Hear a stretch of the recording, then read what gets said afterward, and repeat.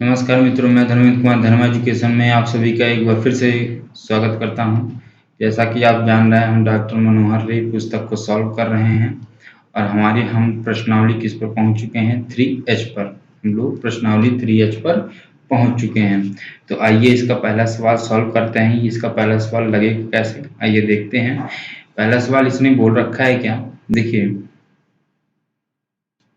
ए और बी की मासिक आय कितनी दे रखी है, यानी ये जो मासिक आय यानी इनकम है, आई बात समझ में, इनकम दे रखा है, ठीक है, इनकम दे रखा है और इसको जो व्यय दे रखा है मासिक व्यय यानी एक्सपेंडिचर दे रखा है, ठीक है ना। तो ये जो हमारा हमारा क्या दे रहा है, एक्सपेंडिचर दे रखा है, इसका अनुपात कितना दे रखा है, 4/3 दे रखा है, ठीक है।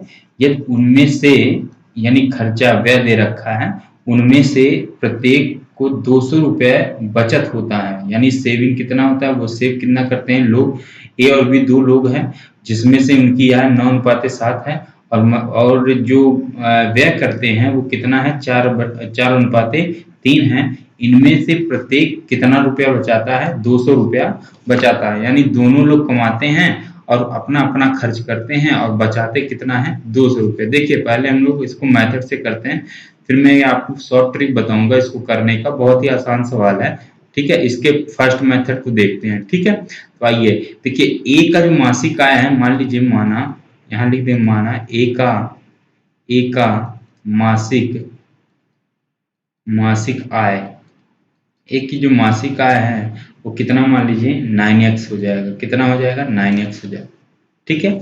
अगर हम कहें बी की मासिक आय, ठीक है, यहाँ भी की लगा लीजिएगा, ठीक है। मासिक आय कितनी हो जाएगी, 7x। ये देखिए, ये है ना 9 और ये कितना है, 7 है।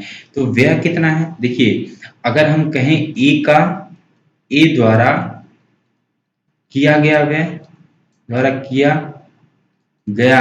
व्यय कितना हम व्यय मानते हैं, 4y मानते हैं, ठीक है। और बी द्वारा किया गया व्यय कितना मानते हैं हम लोग, 3y मानते हैं। आप जानते हैं अगर हम इनकम, आय बराबर क्या होता है, एक्सपेंडिचर प्लस सेविंग होता है ना। यानी कि आपका आय बराबर, या फिर इसको ऐसे कहिए, आय बराबर सेविंग प्लस एक्सपेंडिचर, बात तो एक ही है। यानी कि आय बराबर क्या होता है, आय बराबर बचत और प्लस व्यय, ठीक है, या खर्चा भी बोल सकते हैं इसको, खर्चा, ठीक है। तो यहाँ हम देखेंगे कि जो हमारी आय है और आय बराबर क्या होगा, बचत और व्यय के योग के क्या होगा, बराबर होगा। तो यहाँ देखिए, अगर हम इतना कमाते हैं और इतना खर्च करते हैं तो हमें कितना बचत मिलता है, 200 रुपये बचत मिलता है ना। ए द्वारा, देखिए, ए द्वारा किया गया बचत है, तो इसकी आय कितनी है भाई। अगर हम देखिए बचत निकालें तो हम क्या मिलेगा, आय में से क्या घटा देंगे, व्यय को घटा देंगे, तो क्या निकलेगा, हमारा बचत निकलेगा। है बात समझ में। तो हमें बचत निकालने के लिए आय माइनस व्यय करना होगा। तो आय कितना है हमारा, ए का आय कितना है, 9x है, और व्यय कितना है, व्यय 4y है, 4y कर रहा है, और बराबर कितना बचत हो रहा है, 200 रुपया। इक्वेशन नंबर क्या मिल गया हमको, 1 मिल गया। इसी तरह आप क्या करेंगे, बी का निकाल लेंगे। बी का क्या है, कितना कमाता है, 7x कमाता है, और कितना खर्च कर देता है, माइनस का 3y खर्च कर देता है, बचता कितना है सर, 200। इक्वेशन नंबर क्या हो जाता है, 1 हो जाता है बात समझ में ना। इक्वेशन नंबर 1 हो जाता है। हम इसको थोड़ी देर के लिए थोड़ा सा बड़ा कर लेते हैं, ठीक है। तो यहाँ से हम इसको क्या कर लेते हैं, थोड़ा सा बड़ा कर लेते हैं, जिससे हम लोग क्या करें, इस सवाल को सॉल्व कर सकें अच्छे से, ठीक है। तो यहाँ देखिए हमारे पास दो इक्वेशन बन गई। अब दोनों इक्वेशन को हम क्या करना है, सॉल्व करना है। ठीक है, आइए हम इसको सॉल्व करते हैं। तो देखिए दोनों इक्वेशन है, किसी एक वेरिएबल को इक्वल कीजिए, हाँ वेरिएबल के कोफिशिएंट को इक्वल कीजिए किसी को, यानी कि चाहे आप x को और चाहे आप y को, दोनों में से किसी एक को इक्वल कर दीजिए। तो हम क्या कर दें सर, इक्वेशन 1 में किसका गुणा कर दें, इक्वेशन 1 में किसका, 3 का, इक्वेशन 1 में 3 का, तथा इक्वेशन 2 में किसका गुणा कर दें, 4 का गुणा कर दें। ठीक है, यहाँ देखिए एक में कितने का गुणा किया है, 3 का, 2 में कितने का गुणा किया है, 4 का गुणा किया है।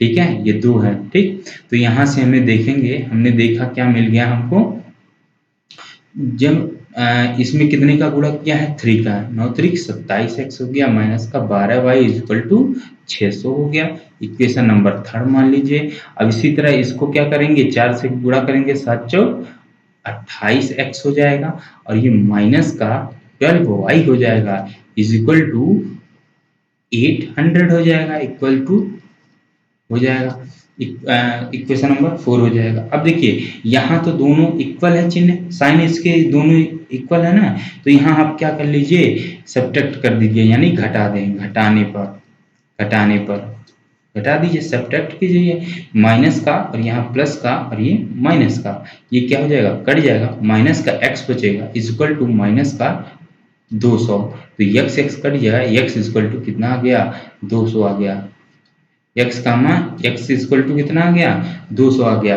अरे भाई x तो 200 आया ना, तो अगर हम कहें 200 आया, तो अगर हम कहें यहाँ से देखिए, अभी x और y का मान भी निकाल लीजिए, y का मान किसी एक समीकरण में रख दें, तो x का मान किसी x का मान समीकरण 1 में रख देते हैं। एक में है 9 इंटू कितना है, 200 रख देते हैं, इज माइनस का 4y इज इक्वल टू 200, ये है 9 2 1800 माइनस का 4y इज इक्वल टू 200, और ये पक्षांतर होगा, माइनस का 4y is equal to minus का 16, है ना, 1600 हो जाएगा। तो यहाँ से माइनस माइनस कैंसिल, 4 4 ये 400 हो जाएगा, 4 चौका 16, y इक्वल टू कितना हो जाएगा, 400 हो जाएगा। अब देखिए हम क्या माने थे, हमारी a की जो आय थी, a की आय कितनी मानी थी हमने, 9x मानी थी, और b की आय कितनी मानी थी, b की आय 7x मानी थी। तो हम देखें यहाँ से 9 इंटू एक्स की वैल्यू 200 है, इक्वल टू कितना हो जाएगा, 1800 हो जाएगा, है ना। तो यहाँ से 7 इंटू 2 कितना है, 200, यानी यहाँ से 1400 हो जाएगा। RS ये तो हमारा क्या निकल गया, व्यय निकल गया, सॉरी ये आय निकल गई, यानी इनकम निकल गई, इनकम। ठीक है, इनकम निकल गई। ठीक, तो हमें क्या निकालना है, अभी व्यय निकालना है, इनकम और व्यय दोनों निकालने हैं। नहीं, हमें सिर्फ और सिर्फ प्रत्येक की मासिक आय निकालनी थी, तो हमने दोनों की मासिक आय निकल गई। अब देखिए मैंने तो आपको ये करवा दिया, ठीक। अब देखिए मैं एक इसका शॉर्ट ट्रिक बताता हूँ, ठीक है। मैं इसका शॉर्ट ट्रिक जो बताने जा रहा हूँ, यहाँ देखिए इतने में इसको हम लोग सॉल्व कर सकते हैं। यहाँ पे देखिए ट्रिक से, हालांकि ये ट्रिक नहीं मेथड है ये भी। अगर हम कहें ए और बी भाई दो बंदे हैं ना, इनकम है, इनकम जो होगी वो कितनी दे रखी है, 9:7, 9:7 दे रखा है इनकम। और जो एक्सपेंडिचर दे रखा है वो कितना दे रखा है, 4। अरे भाई 4:3 दे रखा है। अब जब हम जानते हैं अगर हम इनकम में से एक्सपेंडिचर को घटा देते हैं, खर्चा, तो सेविंग बच जाता है कि नहीं बच जाता है। इसका मतलब यहाँ हमें क्या, में दोनों को घटा देंगे तो 3 मल्टीप्लाई करके घटाएंगे देखने का, तो इसका सेविंग 200 इसका भी मिलता है और 200 इसका भी मिलता है। यहाँ प्रत्येक के 200 मासिक बचत है। देखिए तो यहाँ से देखिए घटाइए। अब देखिए घटाने का इसका एक नया तरीका है। इसके तरीके को क्या करेंगे, 3 मल्टीप्लाई करेंगे, 9 3 कितना हो गया, 27, ये 27 हो गया। और ये 4 तियां कितना, 7 चौक कितना हो गया, 28 हो गया, 28। और दोनों का जो डिफरेंस होगा, दोनों का जो डिफरेंस होगा वही आपका क्या मिलेगा, सेविंग मिलेगा। इन दोनों का जो डिफरेंस है 28 में से अगर 27 को घटा देते हैं तो सर कितना मिलता है, 1 मिलता है। और यही 1 यूनिट हमारा हो जाता है और ये किसके बराबर हो जाता है, बचत के, यानी 200 के बराबर। अगर हम कहें 1 यूनिट बराबर कितना है, अगर हमारे पास 200 रुपया है तो हमें इनकम निकालना है, तो आप 9 का 1 ही अगर आय निकालेंगे तो 9 यूनिट बराबर हो जाएगा 9 इंटू 200 RS। तो यहां से 9 दूनी 1800 आ गया ना। ए की वैल्यू कितनी आ गई, ए की मासिक आय कितनी आ गई, 1800। बी की आएंगे, इसमें 200 का गुणा कर देंगे तो बी की जो मासिक आय होगी तो 7 दूनी 1 यूनिट की वैल्यू 200 है, तो 7 यूनिट की वैल्यू कितनी हो जाएगी, 7 गुणे 200 इज इक्वल टू 7 दूनी 1400 हो जाएगी। ये है हमारा एक छोटा सा ट्रिक। आई बात समझ में? तो यहीं से आप इसको सॉल्व कर सकते हैं। हालांकि ये भी मेथड है, इसमें किया कुछ नहीं है, देखना यहाँ से इसमें किया कुछ नहीं है। आप चाहें तो देखिए, यही चीज तो हमने यहाँ किया है, इसको इसमें गुणा कर दिया, इसको इसमें, दोनों को घटा के, और वही किसके इक्वल हो गया है, 200 के इक्वल हो गया। यहाँ पर देखिए 1 यूनिट बराबर किसके आया है, 200 के। 7 के 28, ये देखिए यही मेथड है बस। और इसी को हमने शॉर्ट वेव में वहां लगा दिया है। ठीक है, आइए हम लोग अब दूसरा सवाल देखते हैं।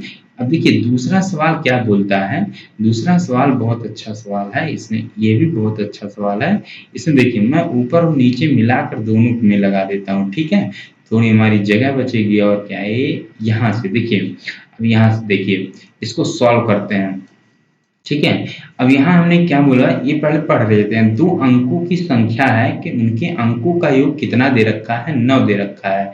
2 अंकों की संख्या है, उनके अंकों का योग 9 दे रखा है, और इस संख्या का 9 गुना संख्या के अंकों को पलटने से बनी संख्या के 2 गुना है, तो वह संख्या ज्ञात करना है भाई। ये देखो कितना अच्छा सवाल दे रखा है। यहाँ से देखिए, अगर हम कहें कि मान लीजिए, माना संख्या का इकाई का अंक मान लीजिए y है, y में है, और दहाई का अंक क्या मान लें, x है, x मान लेते हैं। तो जब इकाई का अंक यही मान लें, दहाई का अंक x मान लिए, तो संख्या हो जाएगी 10x प्लस वाई। अगर देखिए सर ये संख्या क्यों हो जाएगी, कैसे हो जाएगी, देखिए अगर आप 20 लिखते हैं तो ये संख्या क्या है, 2 और 0 है क्या, नहीं ऐसा नहीं है। 2 इंटू 0 है क्या, नहीं सर ऐसा नहीं है, ये तो 0 बन जाएगा। इसमें है क्या, 10, 2 इंटू 10 प्लस 0, यही तो है। अगर भाई देवे हम इसको 21 लिखें तो आप क्या लिख सकते हैं कि 2 इंटू 10 प्लस 8, 21 मिलेगा ना। आप इकाई का अंक ये है, दहाई का अंक ये है ना भाई। अरे भाई इकाई का अंक ये है, सॉरी इकाई का अंक 1 है इसमें, और दहाई का अंक क्या है, 2 है।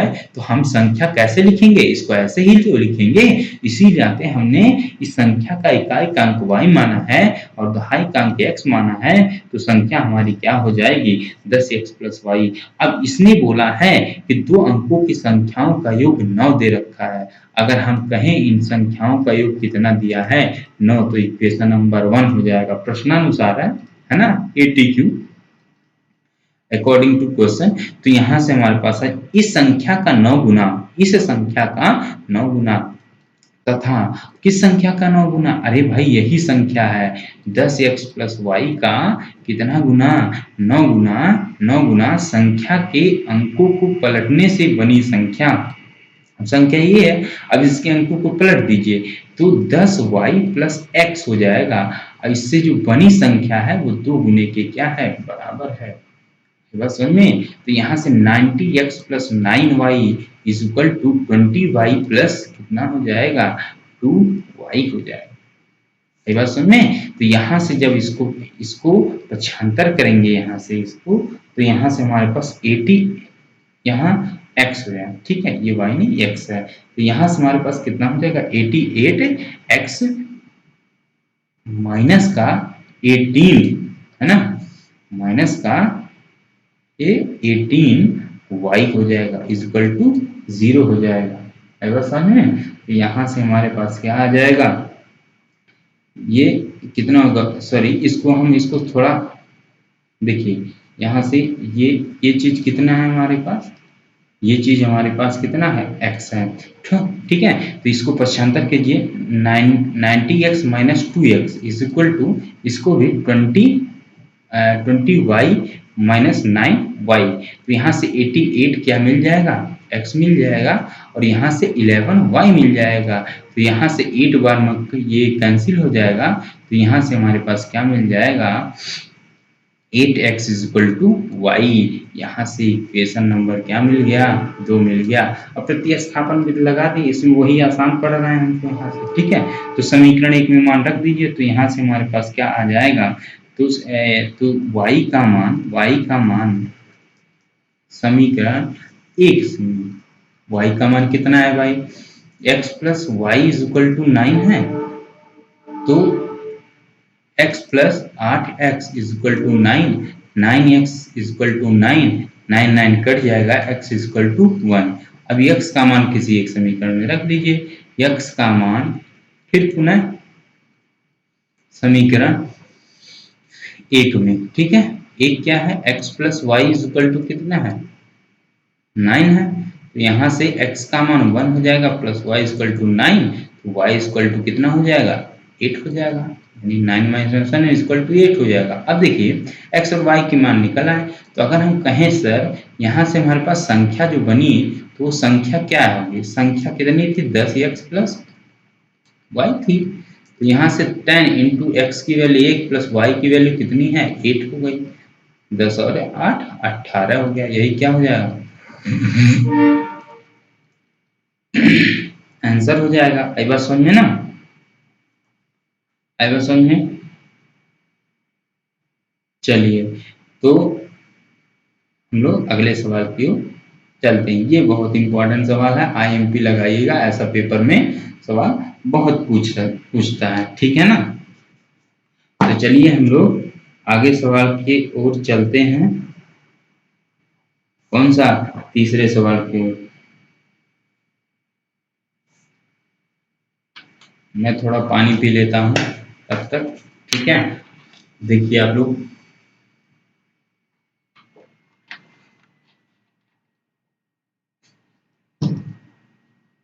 चलिए देखिए तीसरा सवाल यहाँ से, एक पुस्तक विक्रेता, मैं हाईलाइट ले लेता हूँ यहाँ से, एक पुस्तक विक्रेता ने अपनी पुस्तक 24 में बेचकर उतने ही प्रतिशत लाभ उठाया जितने रुपए में उसने पुस्तक को खरीदा था। तो पुस्तक का क्रय मूल्य निकालना है। देखिए हम लोग क्या पढ़ते हैं, अगर हम लोग ये देखिए विक्रय यानी बेचा है, यहाँ विक्रय किया है, ठीक है, बेचा है यानी हम इसको क्या माने, सेलिंग किया है ना, बेचा है। और एक क्रय मूल्य यानी सीपी है ये, यानी कि कॉस्ट प्राइस, इंग्लिश में कॉस्ट प्राइस, इसका क्या है, सेलिंग प्राइस है। और ये प्रॉफिट उठाया है कितना, जितने में वह खरीदा था, पुस्तक को खरीदा था। मान लीजिए अगर माना पुस्तक का सीपी यानी क्रय मूल्य हम लोग ब्रैकेट में क्या लिख देते हैं, सीपी x रुपए था, कितना रुपए है, x रुपए। या फिर आप इसको अपने नियम से लिखिए, रुपए, पहले रुपए का निशान बनाते हैं, है ना, रुपए x रुपए का, ठीक है। अगर हम इसमें देखें तो अगर ये x रुपए, और यहाँ पर हमने सेलिंग कितने की, विक्रय कितने का किया, विक्रय मूल्य कितना है इसका, विक्रय मूल्य यानी एसपी कितना दे रखा है, 24 रुपए दे रखा है, ठीक है, 24। अगर हम कहें लाभ जो हमारा होगा, इसके हिसाब से लाभ जो होगा, तो क्या विक्रय माइनस क्रय यानी कि लाभ यानी प्रॉफिट, प्रॉफिट जो होगा हमारा एसपी माइनस सीपी, इसका मतलब 24 माइनस क्या हो जाएगा, एक्स हो जाएगा। ये तो प्रॉफिट हुआ, लेकिन ये तो इसके हिसाब से हुआ ना। लेकिन सवाल में बोल रहा है क्या, जितना उतना ही लाभ उठाता है जितना वह उस पुस्तक को खरीदने में लगाता है, यानी प्रतिशत का लाभ उठाता है। पुस्तक को कितने में खरीदा है भाई, एक्स रुपए में खरीदा है, तो पुस्तक पुस्तक पर लाभ कितना है, x% का, ठीक है, x% का लाभ है। अब कितने पर लाभ है देखिएगा, अतः अतः x% का लाभ, ठीक है। तो ये तो लाभ प्रतिशत हो गया। अगर हम लाभ निकालेंगे, लाभ प्रतिशत है ना, लाभ है, लाभ जो होगा वो किस पर मिलेगा, x का x प्रतिशत ही तो मिलेगा। बोलिए x का x प्रतिशत ही मिलेगा ना। तो यहाँ से x² प्रतिशत रहेंगे बट्टे कितना हो जाएगा, 100 हो जाएगा। अब देखिए एक लाभ तो ये आया, एक लाभ यानी प्रॉफिट, एक प्रॉफिट तो ये है और एक प्रॉफिट तो ये है, दोनों प्रॉफिट ही हैं और दोनों को इक्वेशन नंबर 1 मान लीजिए, इक्वेशन नंबर 2 मान लीजिए, दोनों इक्वेशन को इक्वल कर दीजिए। तो यहाँ से समीकरण ए इज इक्वल टू समीकरण 2 कर दीजिए। तो यहाँ से हमारे पास क्या हो जाएगा, x² बटे 100 is equal to 24 minus x हो जाएगा। अब इसको जब सॉल्व करते हैं x², अब यहाँ से माइनस का 100x मैं देखो कर रहा हूँ, सीधा सीधा इसमें गुणा करेंगे इक्वल टू क्या, 2400। मैंने इसको साथ ही साथ पक्षांतर कर दिया तो ये प्लस में हो जाएगा, ठीक है। तो यहाँ से हमारे पास क्या आ जाएगा, x² प्लस का 100x माइनस का 2400। मैंने देखना, मैंने इसको आपको शॉर्ट में बताया था, मैंने इसको शॉर्ट में गुणनखंड निकालना बताया था। x की वैल्यू कितनी आ जाएगी, कितनी कितनी आएगी, देखिए 24 है, 24 का मल्टीप्लाई करना है 2400 है ना, इसका क्या निकालना है, गुणनखंड आपको निकालना है। तो अगर हम 12 दूनी 24 करें, 12 120 और 20 का गुणा करें 2400 तो आ जाएगा, लेकिन प्लस में चाहिए हमें। तो अगर हम इसको क्या ले लें, इसको प्लस ले लें और इसको क्या ले लें, माइनस ले लें, तो x की वैल्यू कितनी कितनी हमारे पास आ जाएगी, तो प्लस की 120 आ जाएगी और माइनस का 20 आ जाएगा। लेकिन लेकिन यहाँ तो हमने गुणनखंड में लिया है ना, तो अगर हम रियल मान वैल्यू इसका निकालेंगे तो जो प्लस है उसको आप क्या कर दीजिए माइनस, और जो माइनस है उसको आप क्या कर दीजिए प्लस। तो हमारा आंसर क्या आ जाएगा, रियल आंसर क्या आ जाएगा, ये माइनस है ये प्लस है तो इसको क्या कर दीजिए माइनस, और ये प्लस को हटा दीजिए, और ये माइनस है तो ये क्या कर दीजिए प्लस कर दीजिए, ये हो गया। x की वैल्यू हमारे पास सीधा सीधा क्या आ गई, 20 और माइनस का 120। तो देखिए संख्या है तो ऋणात्मक मान तो लेंगे नहीं, तो हम क्या लेंगे, प्लस वाले मान ही इसमें लेंगे। एक बात समझ में, अरे भाई ये हमारे पास क्या है, सीपी है, सीपी किसी को क्या करते हैं कि अपना पैसा ही मतलब कि जलाकर तो नहीं ना लेंगे, समझ रहे हो ना। इसका मतलब ये एक्स का मान जो है ये क्रय मूल्य है, क्रय मूल्य है ना, क्रय मूल्य आप दे कर लेते हैं ना, क्रय मूल्य आप किसी को देंगे तो उसके बदले आपको पुस्तक में कुछ मिलेगा, है ना। तो क्या आप दुकान वाले से ही लेंगे क्या, नहीं ना। तो इसका मतलब ये होगा माइनस वाला आपका नहीं लिया जाएगा, ठीक है। तो आपका सिर्फ और सिर्फ क्या होगा, क्रय मूल्य। क्रय मूल्य ये भी मान लीजिए क्रय मूल्य पॉजिटिव होगा, ठीक है। इसी के नाते हम लोग क्या ले लेंगे, प्लस वाला लेंगे, माइनस वाला नहीं लेंगे। तो आइए चौथा सवाल देखते हैं, ठीक है। ये चौथा सवाल देखते हैं क्या होगा। चौथे सवाल में हम लोग अपने चौथे सवाल की तरफ बढ़ते हैं। उम्मीद करते हैं आपको सेशन अच्छा लग रहा होगा, प्लीज अच्छा लगे लाइक शेयर सब्सक्राइब करना ना भूलें। चलिए हम लोग चौथा सवाल देखते हैं। ये 5 पेंसिल और 7 कलमों का मूल्य कितना है। मान लिया, माना एक पेंसिल का मूल्य, एक पेंसिल का मूल्य कितना दे रखा है, x, मान लिया, माना है ना, मान लिया है। और एक पेंसिल का है ना, और एक कलमों का मूल्य, कलमों, एक कलम का मूल्य, कलमों नहीं कलम है ना, एक कलम का मूल्य, कलम का मूल्य कितना दे रखा है, y मान लेते हैं प्रश्नानुसार।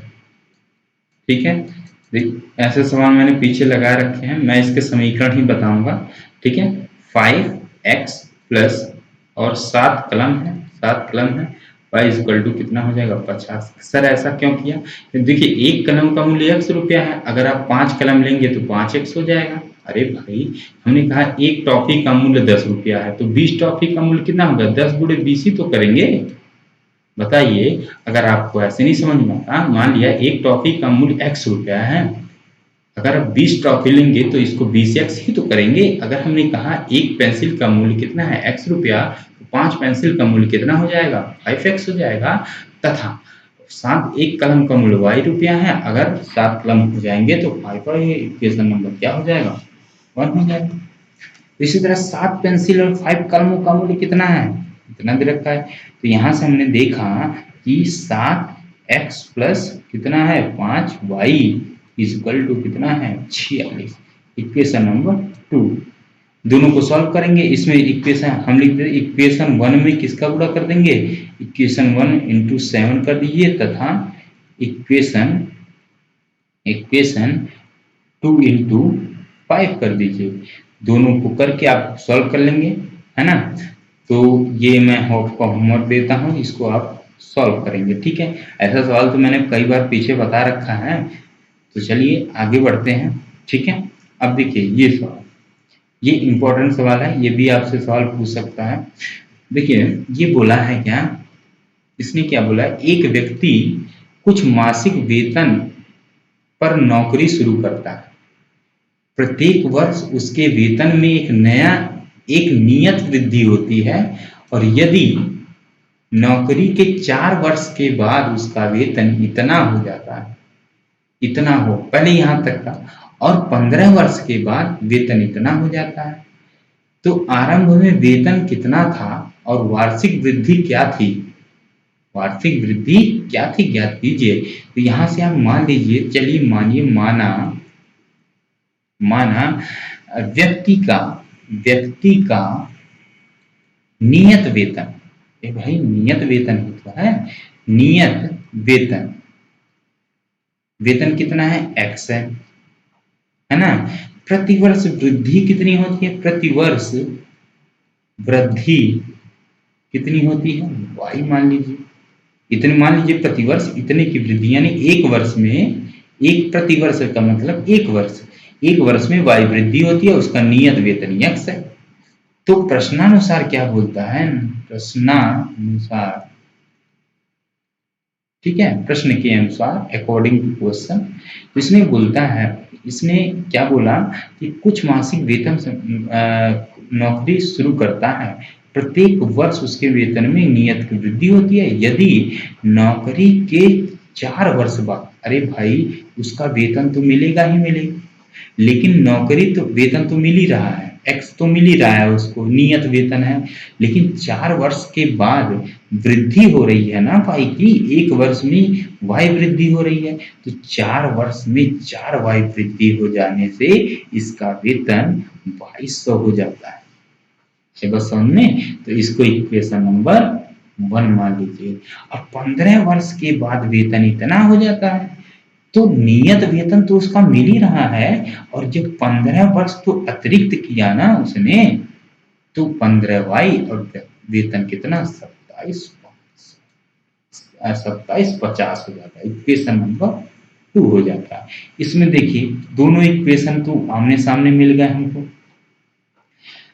तो यहाँ से हमारे पास क्या हो जाएगा, तो यहाँ हम लिख देंगे घटाने पर। सर ऐसा क्यों कर रहे हैं, घटाने क्यों घटा रहे हैं, जोड़ भी तो सकते हैं, नहीं भाई हमें एक्स को हटाना है ना, तो दोनों साइन इक्वल है तो बदलना तो पड़ेगा, यहाँ माइनस, ये खत्म हो गया। तो यहाँ से माइनस का 11y इक्वल टू, ये माइनस का है, देखो दोनों में बड़ा कौन है, ये नीचे वाला बड़ा है, 2750 बड़ा है, ये 2200 है। तो यहाँ से हमारे पास क्या हो जाएगा, घटाएंगे 0 5 आ जाएगा, माइनस माइनस कैंसिल होगा, y इक्वल टू 50 आ जाएगा। अरे भाई ये क्या, इसका मतलब उसे प्रतिवर्ष 50 रुपया क्या हो रहा है, 50 रुपए की वृद्धि हो रही है। अरे वृद्धि हमने क्या माना था, तो वाई का मान किसी इक्वेशन में रखिए, वेतन भी निकल जाएगा। वाई का मान समीकरण एक में रख दें, एक में रखने पर समीकरण एक कितना है भाई sir, x plus 4y is equal to 2200 है। तो x plus 4 × 50 is equal to 2200। तो x यहाँ से 200 हो जाएगा, 2200 माइनस का 200, तो x बराबर 2000 हो जाएगा। तो इसका मतलब प्रतिवर्ष वह 2000 रुपया कमाता है और उसमें प्रतिवर्ष कितने में 50 की वृद्धि हो जाती है। तो इसका मासिक वेतन कितना आ जाएगा 2000, और वृद्धि वृद्धि प्रतिवर्ष कितना हो जाएगी, वृद्धि 50 रुपया प्रतिवर्ष हो जाएगी। अरे बात समझ में, ये चीज आ जाएगी और यही दोनों क्या हो जाएंगे, हमारे आंसर हो जाएंगे। ठीक है, छठवां सवाल देखते हैं कैसे लगेगा ये। इसमें देखिए क्या बोला है इसने कि मेवे के 700 ग्राम के एक पैकेट की लागत कितनी है, 72 रुपया है। ठीक है, और इसमें कुछ काजू की गरी और शेष किशमिश है। ठीक है, नहीं मान लीजिए माना कितना है, माना मेवे में काजू की गरी कितनी है, मान लीजिए माना मेवे में काजू की गरी कितनी मान लेते हैं, x मान लेते हैं। ठीक है, x ग्राम मान लेते हैं। ठीक, और जो शेष किशमिश है, और मेवे में किशमिश कितनी है, y मान लेते हैं, y ग्राम है। और दोनों कुछ क्या है, गरी है, कुछ किशमिश है। तो इन दोनों मेवे का कुल ग्राम कितना हो जाएगा, कुल कितने ग्राम का है मेवा कितने ग्राम का है, यहाँ ATQ लिखेंगे, ATQ यानी प्रश्नानुसार अकॉर्डिंग टू क्वेश्चन। तो मेवे का वजन x प्लस कितना हो जाएगा, x किशमिश y, तो कितना हो जाएगा, x क्या है, काजू की गरी है, y क्या है, किशमिश ग्राम है, तो टोटल कितना हो जाएगा 700 ग्राम का ये हो जाएगा। अब देखिए, अब इसने बोला क्या है, यदि काजू की गरी का भाव 96 रुपया है, काजू की गरी का भाव 96 रुपया है, तो यहाँ लिखेंगे काजू की गरी का भाव 96 रुपया 96 है। तो भाई, तो हमें सिर्फ और सिर्फ कितना चाहिए, वाई ग्राम, सॉरी काजू है ना, गरी है, काजू की गरी है, तो काजू की गरी को x माने हैं, काजू की गरी को कितना माने हैं, x माने हैं। तो अगर हम x माने हैं काजू की गरी को, तो x ग्राम के लिए कितना चाहिए भाई, ये 1 किलोग्राम का है ना, ये प्रति किलोग्राम का है, तो हमें 1 ग्राम के लिए कितनी, x ग्राम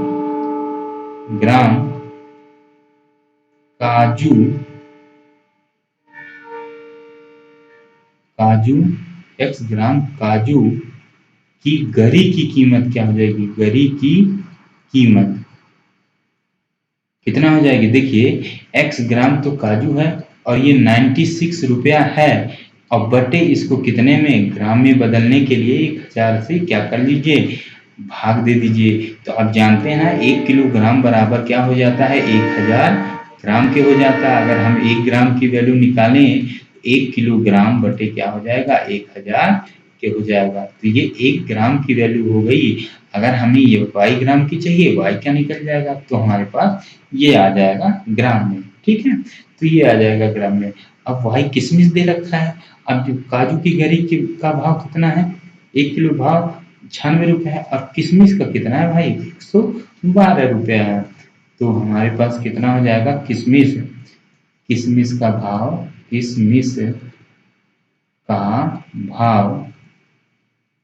भाव कितना है, x प्लस 112 रुपया है। ठीक है, तो हमें y ग्राम किशमिश का मूल्य मूल्य या कीमत लिखिए, कितना हो जाएगा y इंटू 112/1000। ठीक है, अब इतना तो हमने डाल दिया, लेकिन अब ये भी कह रहा है कि जब इन दोनों को पैकेट में डालते हैं तो कितने रुपए का हो जाता है। अब ये जब दोनों पैकेट में पड़ते हैं तो ये दोनों कितने रुपए के हो जाते हैं, 700, ये 72 रुपए की इनकी लागत कितनी हो जाती है, 72 रुपया हो जाती है। तो जो इनकी लागत है, तो अगर हम कहें तथा तथा 96x/1000 और प्लस और कितना हो जाएगा 112y/1000 इज इक्वल टू कितना हो जाएगा 72 हो जाएगा, रुपया हो जाएगा। अब इसका गुणा कर दीजिए इन दोनों में, कितना हो जाएगा 96x plus 112y is equal to 72,000 हो जाएगा। अब आप चाहें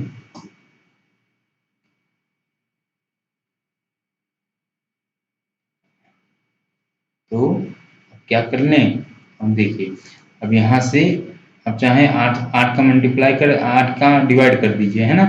तो जब 8 का डिवाइड हो जाएगा तो 8 दूनी 16 x हो जाएगा प्लस का। अब यहाँ से कितना हो जाएगा 8 14y इज इक्वल टू 8 में 8 चौक 32 है ना, 8 9 72 यानी 9000 हो जाएगा। ठीक है, तो यहाँ से हमारे पास ये चीज आ जाएगी। ठीक, और इक्वेशन नंबर हमारा 1 ये रहा। तो इसको इक्वेशन नंबर क्या मान लेते हैं, इक्वेशन नंबर 1 मान लेते हैं। ठीक है, तो यहाँ से इक्वेशन नंबर 1 करते हैं तो समीकरण 1 व समीकरण 2 से।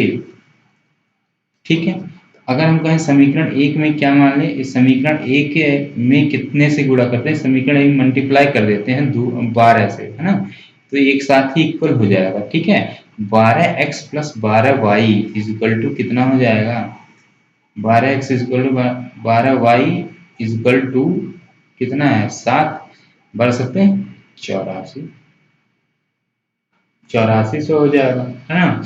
तो यहाँ से 12x और ये प्लस का 14y इज इक्वल टू 9000 हो जाएगा। ठीक है, दोनों को आप घटा दीजिए, माइनस माइनस माइनस कर दीजिए, कट जाएगा। यहाँ से माइनस का 2y इज इक्वल टू कितना आ जाएगा 600 आ जाएगा। तो यहाँ से वो भी माइनस का है ना, माइनस माइनस कट जाएगा, तो y इज इक्वल टू कितना आ जाएगा 600 रुपया। 2y इज इक्वल टू तो y इज इक्वल टू 300 रुपया आ जाएगा। ठीक है, ये चीज आ जाएगी। y का मान किसी एक समीकरण में रख दीजिए, y का मान समीकरण किस में रख दें, एक में रख देते हैं। y का मान समीकरण 1 में x plus y is equal to 700, तो ये हो जाएगा हमारे पास 300 आ रहा, कितना आ रहा है, ये हमारे पास x की value x plus 300 is equal to 700, x is equal to 700 minus 300, x is equal to 400। तो हमारे पास दोनों का ग्राम में आ गया, ये भी इतना ग्राम का है, ये भी इतना ग्राम का है। ठीक है, उम्मीद करते हैं आपको वीडियो अच्छा लगा होगा। तो अच्छा लगे प्लीज लाइक शेयर सब्सक्राइब करना ना भूलें। तो आइए 7वां सवाल देखते हैं। ठीक है, इसी का 7वां सवाल,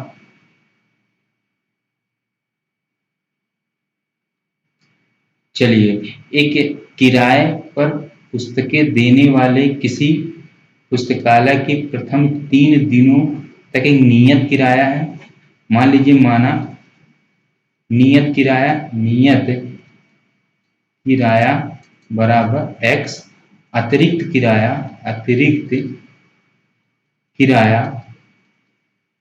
कितना है y है। ठीक है, उसके बाद प्रत्येक अतिरिक्त दिन का अलग किराया है। सरिता ने 7 दिनों तक एक पुस्तक रखने के लिए 27 रुपया अदा किए।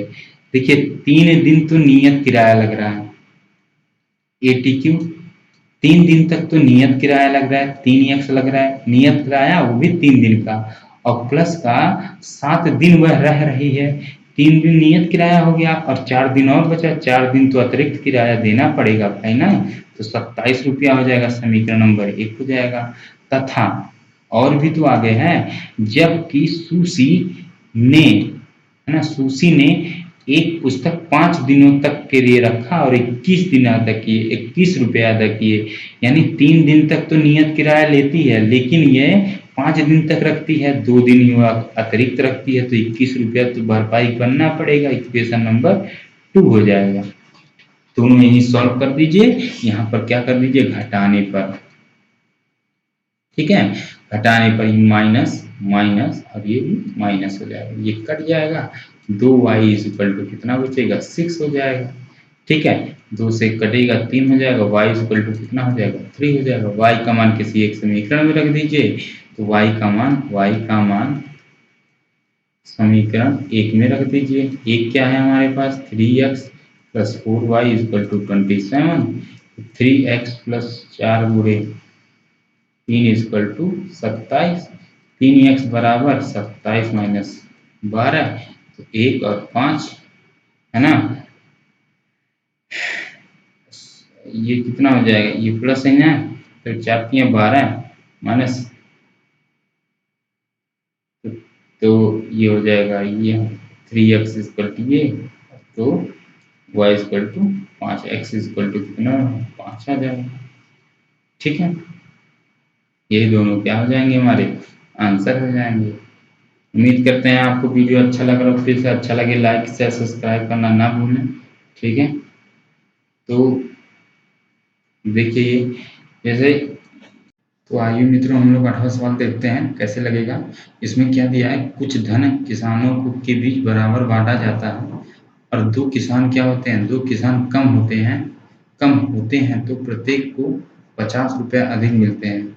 यदि किसानों की संख्या 2 अधिक होती है तो प्रत्येक किसान को 30 कम मिलते हैं, तो कुल धनराशि और किसानों की संख्या क्या होगी ये बताएंगे। देखिए हम ये सवाल लगा रहे थे, कुछ टेक्निकल इशू के नाते ये हो गया डिस्टर्ब थोड़ा, तो यहाँ से हमारे पास क्या मिल गया, यहाँ से माना कुल धन कितना है, x है, और किसानों की संख्या क्या मान लिया है हमने, y मान लिया है।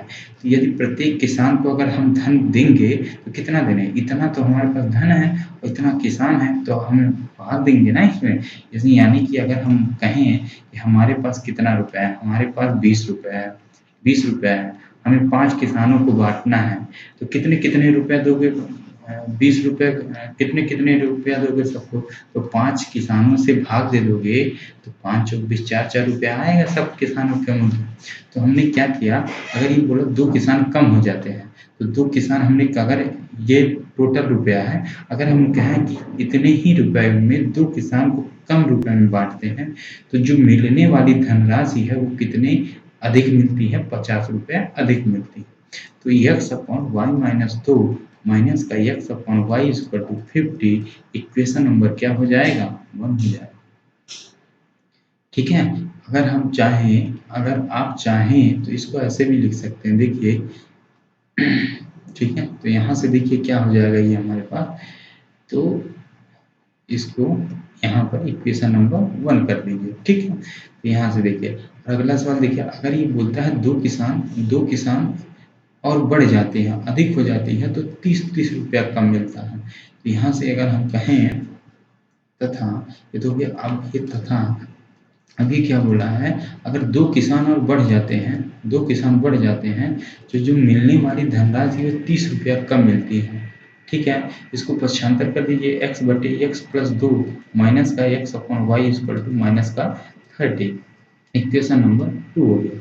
अब इन दोनों से को क्या करिए, देखिए इक्वेशन और इक्वेशन को दोनों मिल गए, और ये देखिए दोनों में कॉमन ही है ना, है कि नहीं है, दोनों में कॉमन है, तो क्या कर लीजिए, दोनों को कर लीजिए। मैं तो कहूँगा ऐसे आप मत करिए, ठीक है, आप ऐसे इसको मत करिए।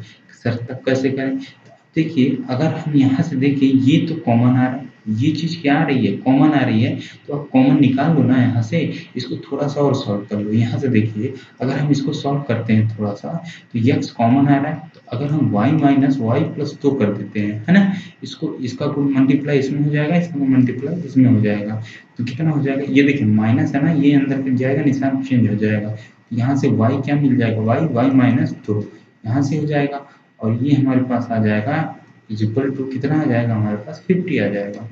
ठीक है, तो यहाँ से y और y कैंसिल हो जाएगा, तो x प्लस सॉरी यहाँ से 2x अपॉन में हो जाएगा y minus 2 is equal to 50 हो जाएगा, 2 से काट दिए 25 आ जाएगा, x इज इक्वल टू कितना आ जाएगा, x is equal to 25 y minus y square minus 2y आ जाएगा। आएगा समझ में। इक्वेशन नंबर इसको क्या मान लीजिए, 2 मान लीजिए। अब देखिए x की वैल्यू तो आगे निकल गई। अब यहाँ देखिए अगर हम इसको सॉल्व करते हैं, देखिए इक्वेशन नंबर 3 कर लेते हैं, ठीक है। तो यहाँ से अगर हम इसको सॉल्व करते हैं, x कॉमन निकालते हैं, y माइनस 2 हो जाएगा, ये हो जाएगा, और अपॉन में y प्लस 2 हो जाएगा, और यहाँ से हमारे पास क्या मिल जाएगा, माइनस का 30। ठीक है, तो यहाँ से अगर आप देखें तो ये और ये कैंसिल हो जाएगा, यहाँ से 2 हो जाएगा, 2 से ये माइनस भी कट जाएगा, ये माइनस भी कट जाएगा, और ये क्या बचेगा, 15 बचेगा। तो यहाँ x की वैल्यू कितनी आ जाएगी, y प्लस 2 इंटू 15। ठीक है, और यहाँ से गुणे 15 या इंटू 15 कोई दिक्कत नहीं है इससे। तो x की वैल्यू यहाँ से समीकरण 2 से देख लीजिए, x की वैल्यू समीकरण 2 से कितनी आई है, 25 y स्क्वायर सॉरी 25। देखिए अगर आप इसको अगर गुणा नहीं करते हैं तो यहाँ से y का ये वाली वैल्यू रखिए, कहाँ गए, ये देखिए ये वाली वैल्यू भी रखिए, यानी कि अंदर y का गुणा ना करिए, मैं तो कहूँगा ना करिए। ठीक है, यहाँ से हम अब क्या हो जाएगा, यहाँ से अगर हम इसको रखें, y की वैल्यू पूरा पुट करें यहाँ पर, देखिए y की वैल्यू मैं पुट करता हूँ, क्या पुट करता हूँ यहाँ से 25 y और y माइनस का 2 इक्वल टू प्लस में है, तो y प्लस 2 इंटू 15, और यहाँ से y और y क्या हो जाएगा, कैंसिल हो जाएगा। आएगा सुनने, y और y क्या हो जाएगा, कैंसिल हो जाएगा। 25y माइनस का 50, 25 दूनी 50 इक्वल टू 15y प्लस का 30 हो जाएगा। तो इसको पक्षांतर कर दीजिए, तो इसको पक्षांतर करेंगे, 25y माइनस का 15y इक्वल टू ये 50 प्लस 30 इक्वल टू 80 हो जाएगा, और ये कितना हो जाएगा, 10 हो जाएगा, 10y हो जाएगा, कैंसिल हो जाएगा, y इक्वल टू कितना आ गया, 8। y का मान समीकरण नंबर किस में रख दीजिए, 2 में रख दिए। y का मान यहाँ से यहाँ लिखेंगे समीकरण 3 से y का मान समीकरण 3 में रख देंगे, तो x की वैल्यू आ जाएगी। y का मान समीकरण, इसको 4 मानिए भाई, समीकरण 4 में, 2 में रखिए 4 में रखिए, तो यहाँ से हमारे पास आ जाएगा क्या, x इक्वल टू वाई का मान कितना है, 8, और ये कितना हो जाएगा, ये 8 2 10 हो जाएगा, इसमें हम पुट कर रहे हैं मान इंटू 15 हो जाएगा। x की वैल्यू 18 80/15, 15 अट्ठे 120 यानी 1200, x इक्वल टू कितना आ जाएगा, 1200, ये हमारा क्या हो जाएगा, आंसर हो जाएगा। तो उम्मीद करते हैं कि आपको ये मेथड बहुत अच्छा लगा होगा। देखिए अब मैं नहीं कहता कि आप मत लगाइए, पिछले मेथड से भी लगाइए, लेकिन मैं कह रहा हूँ कि वहाँ आपको टाइमिंग ज़्यादा लग जाएगी बजाय इसके। ठीक है, उम्मीद करते हैं आपको क्वेश्चन अच्छा लगा होगा। तो चलिए हम लोग आगे बढ़ते हैं, आ जाइए हम लोग 9वें सवाल की ओर देखते हैं। 9वें सवाल में क्या कह रहा है, ये देखिए, एक व्यक्ति ने कुल इतने रुपए की पूंजी लगाई, इसका 12% वार्षिक ब्याज की दर से, शेष 10% वार्षिक ब्याज की दर से लगाया, यदि उसे कुल वार्षिक ब्याज इतने रुपये, वार्षिक ब्याज जितना रुपया मिला। देखिए इसमें आपको क्या बोला है, सिर्फ ब्याज मिला, इसमें चक्रवृद्धि ब्याज के बारे में बात ही नहीं किया।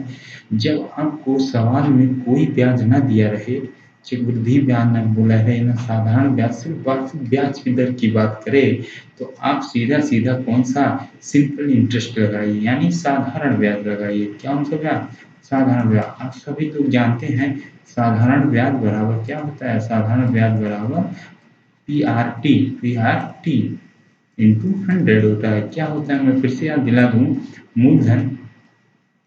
मूलधन गुणे दर गुणे समय बटे 100 होता है। ठीक है, तो देखिए पूंजी कितनी की है, 75 है। तो 1/12% के इस पूंजी को 2 भागों में बांटा गया। ठीक है। 7500 को कितने भागों में, दो, एक को 12% के ब्याज दर लगाता है और दूसरे को 10% के भाग पर दर लगाता है। तो देखिए, तो इसको कुल ब्याज कितना मिलता है, इतना मिलता है, 8300 मिलता है। तो देखिए मैं सीधा सीधा लगा रहा हूँ। तो हमारे पास जो मूलधन है, मूलधन किसका, ये 12% के ब्याज का, अगर हम एक भाग 12% है ना, तो 12% का जो मूलधन है, 12% का मूलधन, 12% का कितना मान लेते हैं, x मान लेते हैं, मान लीजिए माना, ठीक है। यहाँ क्या लीजिए, माना मान लीजिए, माना, ठीक है। कितना मानते हैं, x मानते हैं, ठीक है। और टोटल पैसा तो हमारे पास, पूंजी हमारे 75,000 है ना, और शेष जो भाग है वो 10% ब्याज पर की दर से लगा देते हैं। तो मूलधन जो होगा, मूलधन 10% का, 10% का वो कितना हो जाएगा, 75,000 माइनस का x मान लीजिए, ठीक है। तो यहाँ से देखिए, अब हमें साधारण ब्याज लगाना है। एक का मूलधन ब्याज इतना है, समय कितना वर्ष का है, एक प्रति वार्षिक बोला है, वार्षिक दर से, यानी 1 वर्ष लगाएंगे। तो इसका मतलब ये हो गया कि हम लोग, अगर हम इस फॉर्मूले पर अपना लगाएं, इस पहले को 12% को इस फॉर्मूले पर लगाइए, मूलधन गुणे दर कितना है, 12 गुणे समय कितना है, 1 वर्ष, बटे बटे कितना दे रहा है, 100, और प्लस का, दोनों का मिलाकर ना कुल वार्षिक ब्याज इतना मिलता है। तो इसका मतलब ये हुआ कि 75,000 माइनस का x, तो 10% गुणे 10 और गुणे 100, सॉरी 1, है ना, क्या है, 1 है। क्यों 1 है, क्योंकि एक ही वर्ष है, दोनों का वर्ष कितना है, 1 है, और बटे 100 हो जाएगा। और दोनों का जो ब्याज है, ब्याज है वो 8300 रुपया मिलता है, ठीक है। तो इतना हमको क्या मिलता है, ब्याज मिलता है। अगर हम इसके बारे में और बात करें आपसे, तो देखिए ये क्या हो जाएगा, ये तो दोनों 100 दोनों 100 हर समान है, इसका मल्टीप्लाई इसमें कर दीजिए, ये 12x हो जाएगा, और प्लस का इसका मल्टीप्लाई इसमें करेंगे, 75,000, एक जीरो और बढ़ जाएगा, माइनस का 10x हो जाएगा, इज इक्वल टू 8300, एक और जीरो बढ़ जाएगा, सॉरी 2 जीरो और बढ़ जाएगा, 8300 था ना ब्याज, 2 जीरो और बढ़ गया, तो हमारे पास 83, कितना, ये कितना हो गया, यानी 8,30,000 हो गया। अब यहाँ से 2x इज इक्वल टू 8,30,000, ये क्या है, ये 7,50,000, 8,30,000 है जा रहे, माइनस का 7,50,000 है ना, 50,000, तो 4 जीरो तो उतरेगा ही उतरेगा, है ना, तो बचेगा 8, यानी कि 80,000 रुपया बचेगा, 2x। तो x की वैल्यू कितनी आ गई, 4,000 रुपया, सॉरी 40,000, है ना। तो x की वैल्यू कितनी आ गई, 40,000 आ गई, x की वैल्यू 40,000 रहेगा, यानी x की वैल्यू 40,000 आ गई, ठीक है। अब देखिए x की वैल्यू जब 40,000 आ गई, तो हम देखें, हमने मूलधन जो माना था, हमने मूलधन माना था x की वैल्यू 40,000 है, तो कितनी आ गई, 40,000 है, आ गई। अब देखिए, अब एक मूलधन कितना माना था, ये तो 12% का मूलधन आया ना, 12 यहाँ लिखेंगे, देखना यहाँ लिखेंगे, 12% का मूलधन बराबर 12% का मूलधन कितना माना था हमने, x माना था, तो x की वैल्यू कितनी आ गई, 40,000 है, 40,000 आ गया। और 10% का मूलधन, मूलधन कितना माना था हमने, कितना माना था, 4x, सॉरी 75,000 माइनस का 75,000 माइनस का 40,000, यानी x माना था इतना ना, तो हमारे पास आ जाएगा कितना,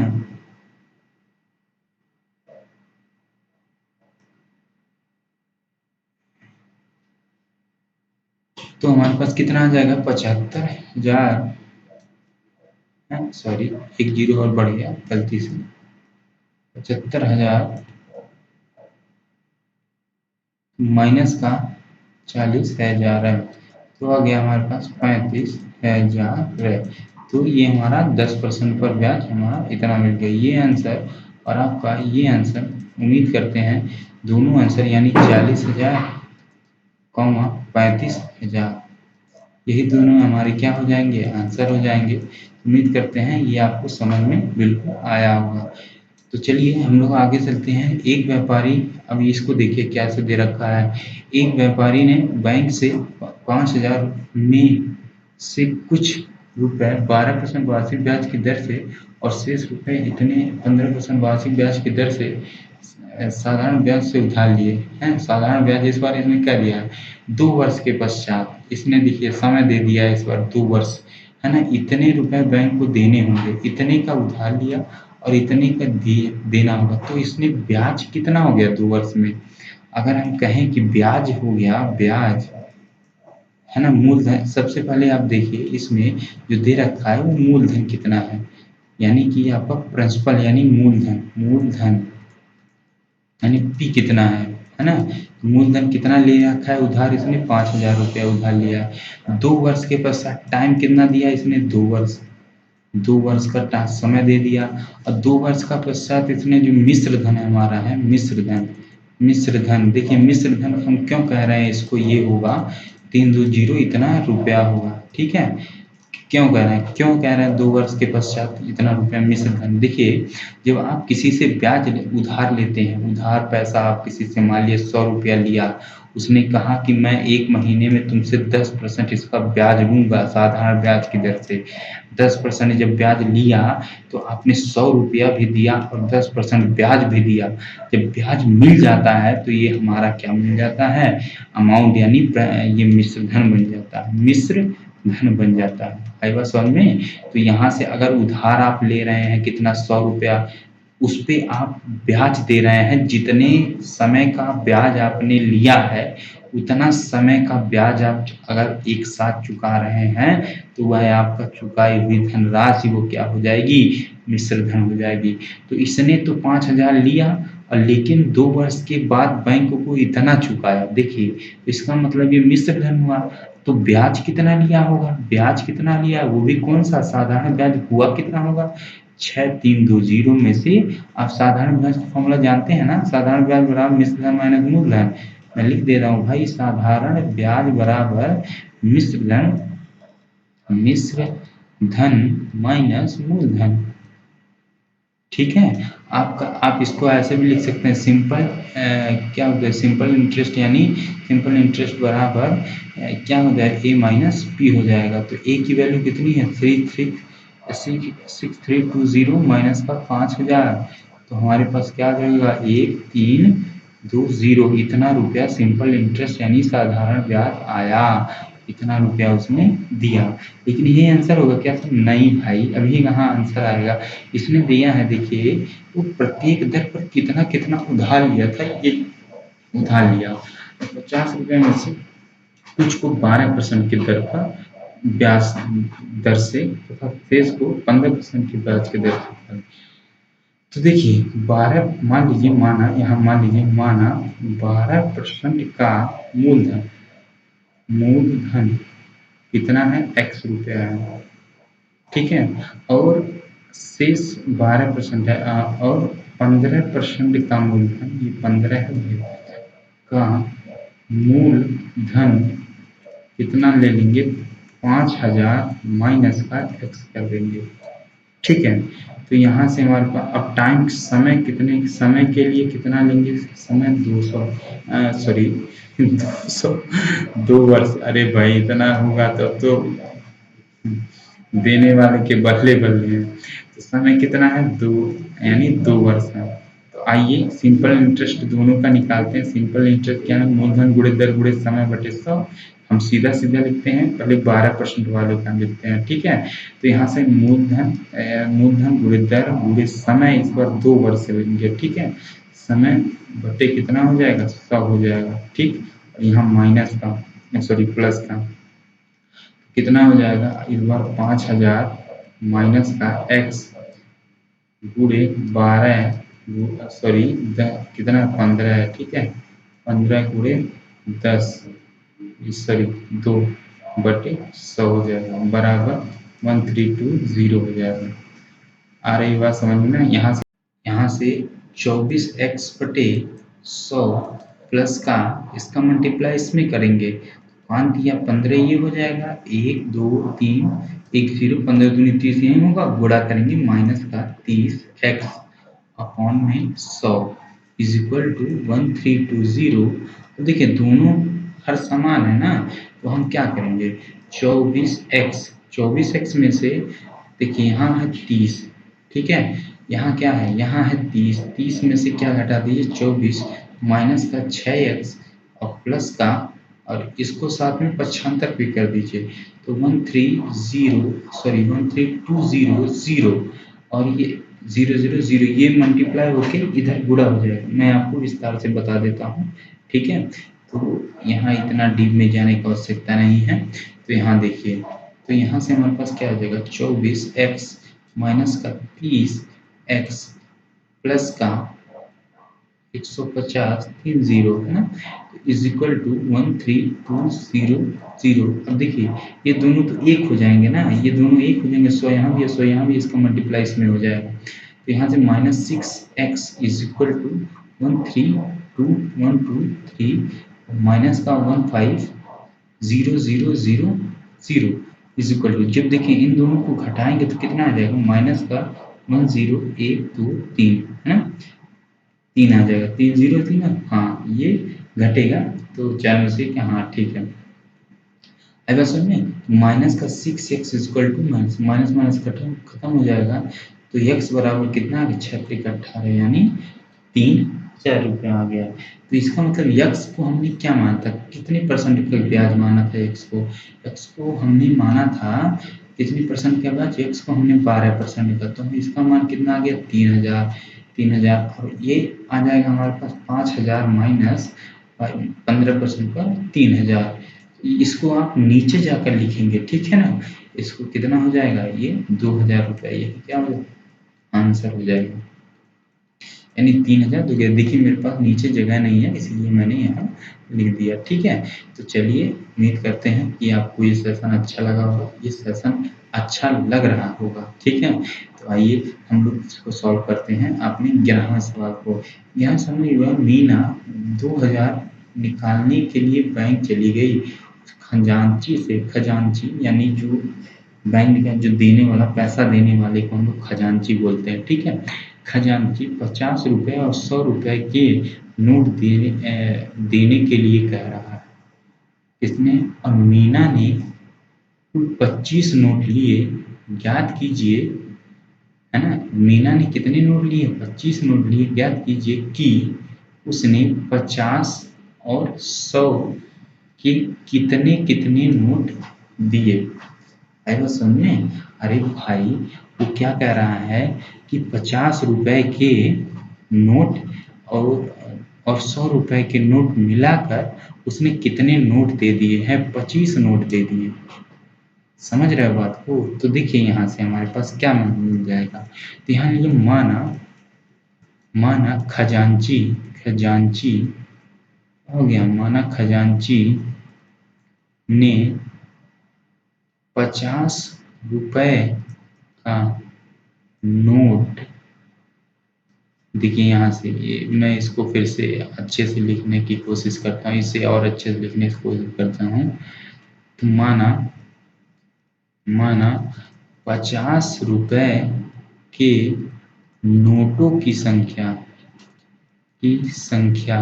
कितनी है भाई, 50 रुपए नोटों की संख्या x है ना, और नोटों की संख्या कितनी है x है, और 100 रुपए के 100 के नोटों की संख्या कितनी है y है। अब प्रश्नानुसार यदि हम कहें, प्रश्नानुसार यानी ATQ कहें, तो दोनों मिलाकर मीना ने कुल 25 नोट प्राप्त किए हैं ना, कुल 25 नोट है, दोनों को मिलाकर उसने कितने नोट प्राप्त किए हैं, 25 नोट प्राप्त किए हैं। समीकरण नंबर 1 कर लीजिए। अब 50 रुपए और 100 रुपए के नोट देने हैं, उसने अगर 50 रुपए के x नोट लिए और 100 रुपए के y नोट लिए, तो कितना होना चाहिए पैसा, 2000 रुपया होना चाहिए। अगर हम कहें 50 रुपए के उसने x नोट दिए तथा, यहाँ लिख दें तथा, और प्लस का, और 100 रुपए के कितने नोट दिए उसने, 100 रुपए के कितने नोट दिए भाई, 100 रुपए के y नोट दिए, यहाँ देखो लिखा ना, और तो इसे कितना रुपया मिलना चाहिए? 200 रुपया मिलना चाहिए, सॉरी 2000 मिलना चाहिए। तो 50 से भाग दीजिए, 50 कौन 50, 50 दूनी 200, 50 बट्ठे 50 5 चौक, 50 चौक का 200 है ना। यहाँ से हमारे पास 40 आ जाएगा। तो x plus 2y is equal to कितना आ जाएगा? 40 आ जाएगा। इक्वेशन नंबर 2 बन गया। x और y में 2 इक्वेशन हो गए, ठीक है। तो यहाँ से समीकरण 1 व समीकरण 2 से, ठीक है, समीकरण 1 समीकरण 2 से करते हैं तो x plus y equal to 25 मिलता है और x plus 2y equal to कितना मिलता है? 40 मिलता है। घटा दीजिए घटाने पर, ठीक है। तो यहाँ से माइनस, ये माइनस और ये माइनस आ जाएगा, ये खत्म हो जाएगा। यहाँ से माइनस वाई इक्वल टू 5 और ये 1 बचेगा, ठीक है। वो भी माइनस का। y इक्वल टू कितना मिला? y इक्वल टू 15 नोट किसके मिले हैं? y के। y का मान समीकरण 1 में रख दीजिए। y का मान समीकरण 1 में रख दीजिए। समीकरण 1 में यदि हम रखते हैं y का मान तो x प्लस वाई बराबर कितना हो गया? 25 मिल गया। तो x प्लस वाई का मान 15 इक्वल टू 25। तो x बराबर 25 माइनस 15, तो x बराबर कितना मिल जाएगा? 0 1 मिल जाएगा, यानी 10 मिल जाएगा। तो x का मान 10 होगा। अभी देख लो हमने क्या माना था? 50 रुपए के कितने नोट x माने थे और प्लस और 100 रुपए के y माने थे। तो कितना मिल जाता था? 2000। देखो इतना अगर हम मान रखते हैं 2000 आता है क्या? 50 गुणे कितना हो जाता है? 15 और प्लस का 100 गुणे कितना हो जाता है? 10। 15 दूनी 15 पचे 75 है ना। ये y की वैल्यू कितनी आती? सॉरी ये देखिए उल्टा रख दिया हम यहाँ पर, ठीक है। तो यहाँ से सॉरी यहाँ से मैंने उल्टा रख दिया, तो यहाँ से मैं फिर से लगा देता हूँ। देखिए 50 की x है तो 50 पूरे कितना हो गया? यहाँ पर हमारे पास 100 हो गया, सॉरी 10 हो गया है। 50 की कितनी x की कितनी आई है? 10 आई है और प्लस का 100 को कितना आया है? 15 आया है। यहाँ 500 हो गया और ये 1500 हो गया। दोनों मिलाकर कितने बन रहे हैं? हमारे 2000 बन रहे कि नहीं बन रहे हैं? इसका मतलब दोनों आंसर हमारे कैसे हैं? सही है। तो ये दोनों हमारे क्या हो जाएंगे? आंसर हो जाएंगे। तो उम्मीद करते हैं आपको सेशन अच्छा लग रहा होगा, ठीक है। प्लीज़ लाइक शेयर सब्सक्राइब करना ना भूलें, ठीक है। तो आगे बढ़ते हैं हम लोग 12वें सवाल की ओर। 12वां सवाल हमारा क्या कह रहा है? देखिए 12वां सवाल हमारा क्या कह रहा है? 12वां सवाल देखिए, आइए देखते हैं कि एक छात्रावास के मासिक व्यय का एक भाग नियत है, तो शेष इस पर निर्भर करता है कि छात्र ने कितने दिन भोजन लिया है ना।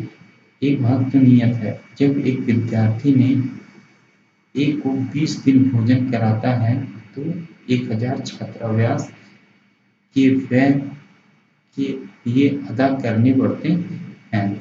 अगर वो देखिए ए अगर 20 दिन भोजन करता है, कितने दिन करता है? 20 दिन होता है। मासिक व्यय का एक भाग नियत है, ठीक है। अगर ये 20 दिन भोजन करता है तो 1000 छात्रावास के व्यय के इतना रुपया अदा करना पड़ता है। छात्रावास में इतना रुपया उसे अदा करना। जबकि बी कितना है? बी 26 दिन खाता है तो छात्रावास में इतने रुपया अदा करता है पढ़ते हैं। तो नियत व्यय और प्रतिदिन के भोजन का व्यय का मूल्य ज्ञात कीजिए। तो आप सीधा सीधा यहाँ लिखेंगे ना, माना नियत व्यय कितना मानेंगे? यक्स मानेंगे। और प्रतिदिन का खर्च, प्रतिदिन का खर्च भोजन खर्च ना, दिन का भोजन खर्च कितना है हमारे पास? वाई मानते हैं, ठीक है। तो ए टी क्यू लगाएंगे, ए टी क्यू सीधा सीधा लगाइए। आप देखिए नियत खर्च तो लगेगा ही लगेगा, ठीक है। अगर 20 दिन का भोजन करता है तो उसको कितना रुपया टोटल देना पड़ता है? 1000 रुपया देना पड़ता है। इक्वेशन नंबर 1 हो गया। और इसी तरह ये नियत खर्च लगेगा हमारे पास, और ये 26 दिन भोजन करता है तो हमें 1180 रुपया देना पड़ता है। समीकरण नंबर 2। तो समीकरण को सॉल्व कर दीजिए, यहीं से देखिए आपका आंसर भी निकल जाएगा। तो यहाँ क्या लिख दीजिए? घटाने पर, घटाने पर माइनस का ये माइनस का यहाँ से कैंसिल हो जाएगा, माइनस का 6x इक्वल टू 180 बचेगा, वो भी माइनस चिन्ह के साथ। तो x बराबर कितना बचेगा, 30 बचेगा। तो नियत खर्च तो 30 रुपया, x plus 20y equal to 1000 रुपया है। तो x प्लस 20 गुणे 30 इक्वल टू 1000 रुपया है। 600 हो जाएगा, x बराबर 1000 माइनस 600, x बराबर कितना हो जाएगा, 400 रुपया हो जाएगा। हमारे पास कितना आ जाएगा, हमारे पास 30 और 400 रुपया आ जाएगा। यही क्या हो जाएगा, हमारे पास आंसर हो जाएगा। ठीक है, उम्मीद करते हैं आपको ये 13वां सवाल।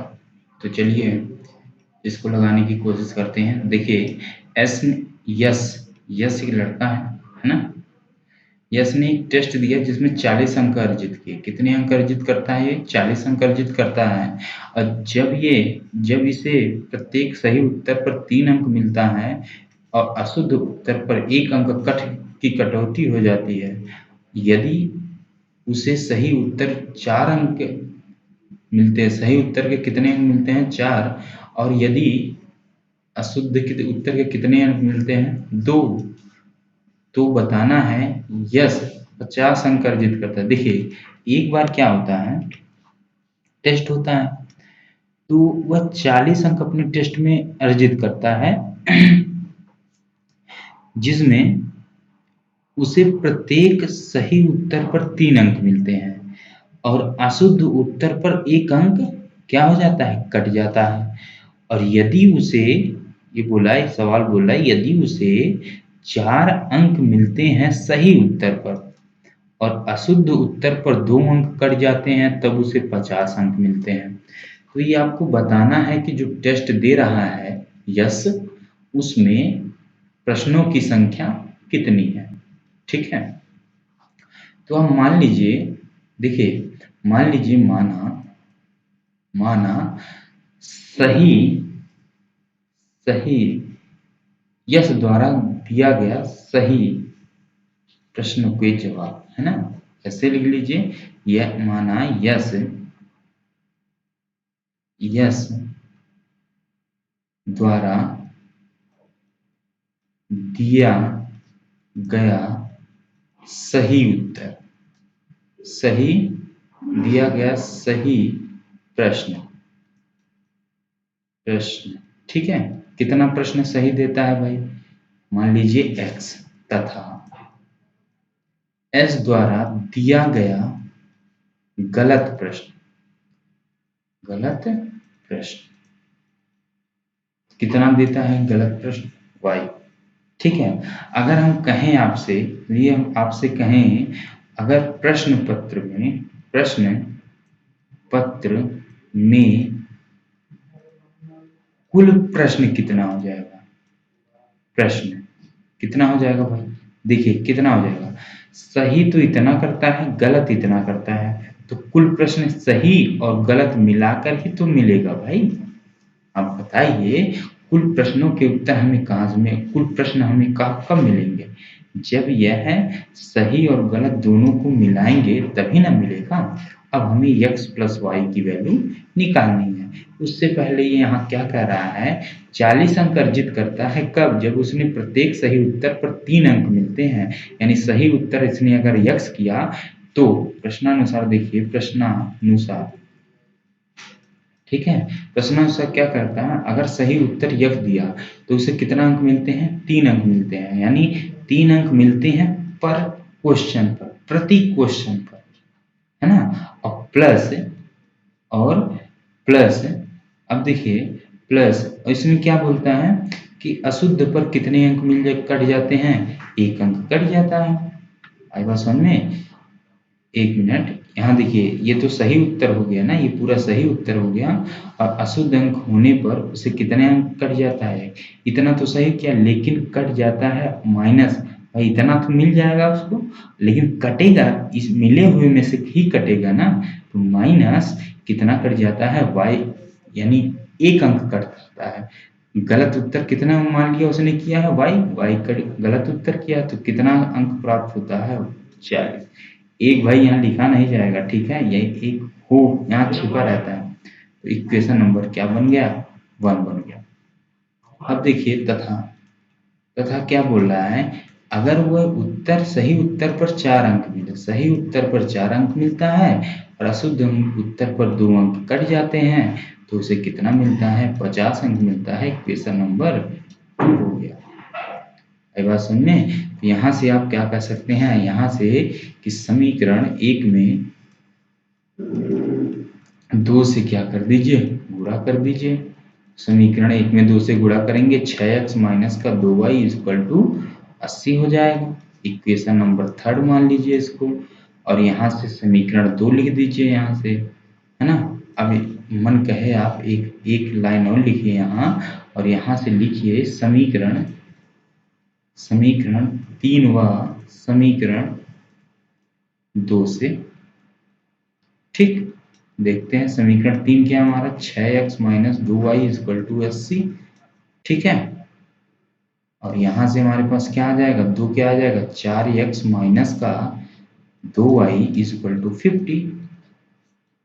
देखिए क्या हो जाएगा, घटाने पर लिख देंगे, घटाने पर सर ऐसा क्यों कर रहे हैं, हमें माइनस चेंज करना है ना भाई, प्लस और ये माइनस, ये चीज कट जाएगी तो हमारे पास 2x इक्वल टू कितना आ जाएगा, 30, x इक्वल टू 15 आ जाएगा।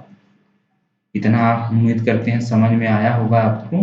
देखिए आपका जो मेन खेल है, इस सवाल का मेन खेल है, यही आपको समझने की जरूरत है। ठीक है, तो देखिए गलत सही उत्तर क्या है, एक्स, और गलत उत्तर कितने प्रश्नों को किया है, वाई प्रश्न किए हैं। ठीक है, इतना आपको याद रखना है। तो देखिए यहाँ से हमारे पास क्या हो जाएगा, यक्स कितना आ गया, 15 गया। तो यक्स का मान क्या कर दीजिए, यक्स का मान समीकरण 1 में रख दीजिए, 1 में यक्स का मान समीकरण 1 में जब हम रखेंगे तो हमारा एक समीकरण हमको चीख चीख के बुला रहा है कि हम यहाँ हैं, हमको लिखो, हम इक्वल टू 40 हो जाएगा। ठीक है, और यहाँ से यक्स का 3 इंटू एक्स 15 माइनस का वाई इज इक्वल टू 45, 15 ये सॉरी, यहाँ 45 कहाँ से आ जाएगा भाई, यहाँ तो 40 है ना,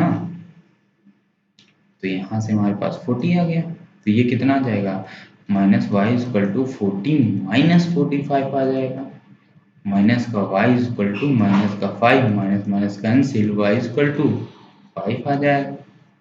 जब y इक्वल टू 5 आया, इसका मतलब x जो सही उत्तर 15 कर रहा है, गलत उत्तर क्या कर रहा है, y कर रहा है, यानी 5 गलत उत्तर y है, तो y की इक्वल टू कितना आ गया, 5 आ गया।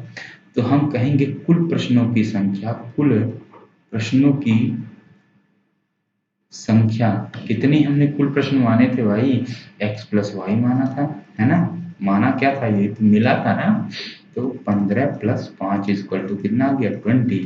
यही क्या हो जाएगा, हमारा आंसर हो जाएगा। तो उम्मीद करते हैं कि आपको ये क्वेश्चन आपको अच्छे से समझ में आया। देखिए 14वां सवाल देखते हैं। तो इससे पहले हम लोग एक कॉन्सेप्ट पढ़ेंगे थोड़ा सा, तो उसके बाद इसको हम लोग सॉल्व कर लेंगे बहुत आसानी से। तो चलिए देखते हैं इसके पहले इसके कॉन्सेप्ट को। जैसे मान लीजिए ए और बी दो स्थान है, दो जगह है, ठीक है, और इनके बीच की दूरी हमने क्या मान लिया, x को मान लिया।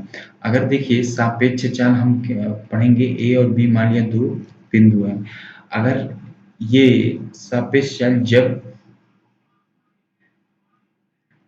ये दो कार है, ए कार और ये बी कार, जब कार एक ही दिशा में चले, एक ही दिशा में चले, तो सापेक्ष सापेक्ष चाल, देखिए जब कार एक ही दिशा में चलेगा तो सापेक्ष चाल क्या हो जाएगा हमारा, ये S1 चल रहा है, ये और ये क्या चल रहा है, S2 चल रहा है मान लीजिए, तो सापेक्ष चाल क्या हो जाएगा, S1 माइनस S2 हो जाएगा।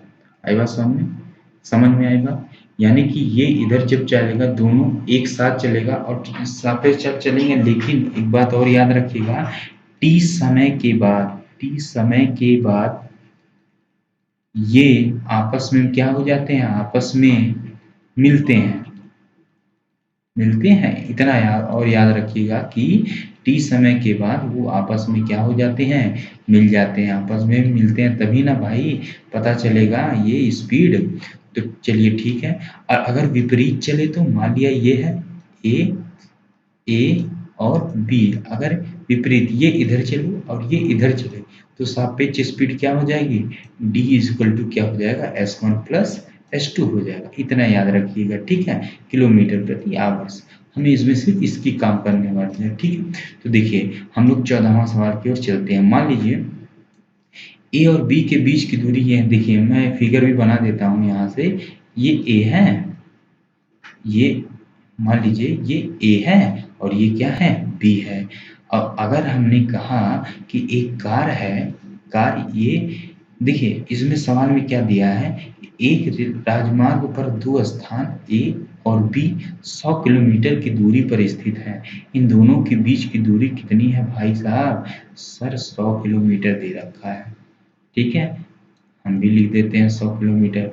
तो यहाँ से क्या है कि एक कार ए से तथा दूसरी कार बी से एक ही समय में चलना स्टार्ट करते हैं, यानी समय दोनों का क्या है, सेम है और भिन्न भिन्न चालों से एक ही दिशा में चलते हैं और 5 घंटे के पश्चात मिल भी जाते हैं भाई ये। तो क्या कहते हैं कि अगर हम इसकी चाल S1 मान लेते हैं और इसकी चाल क्या मिलते हैं, S2 मान लेते हैं, और हम यह भी कहते हैं कि यहाँ से कुछ दूरी पर मान लीजिए यहाँ ये दोनों जाकर आपस में क्या हो जाते हैं, मिल जाते हैं, यहाँ आपस में मिल जाते हैं। इसका मतलब ये जो दूरी है हमारी, ये कितना, इसको मान लेते हैं x मान लेते हैं ठीक है। अब हम पर ध्यान से यहाँ से समझिएगा, यहाँ से समझने वाली चीज, अगर हम कहें S1 को ये भी चल रहा है 5 घंटे चल रहा है, ये भी 5 घंटे चल रहा है, लेकिन ये जो है यहाँ जाकर इससे मिल रहा है, तो S1 कितनी दूरी चलेगा, S1 कितनी दूरी चलेगा भाई, 100 प्लस x दूरी चलेगा, चलेगा कि नहीं चलेगा। और सिर्फ S2 कितनी दूरी चलेगा, x दूरी चलेगा। ये बात समझ में। तो यहाँ से हम मान लेते हैं, देखिए माना माना ए से ए से ए से चलने, यहाँ से देखिए ढंग से लिख दे थोड़ा सा, ये बाय मिस्टेक, यहाँ ए से चलने वाले कार की चाल कितनी है, S1 है ठीक है। और बी से चलने वाले कार की चाल क्या है, S2 है। आई बात समझ में। तो देखिए सापेक्ष चाल यदि हम निकालते हैं तो यहाँ से देखिए, यहाँ से तो क्या हो जाएगा, दूरी पहले निकाल लेते हैं ना, यहाँ से यहाँ तक की दूरी कितनी हो जाएगी, 100 प्लस x हो जाएगी, कितने समय में, 5 सेकंड। यहाँ लिखेंगे 5 घंटे में S1 स्पीड है ना, ए जो है ए पर स्थित कार द्वारा चली गई दूरी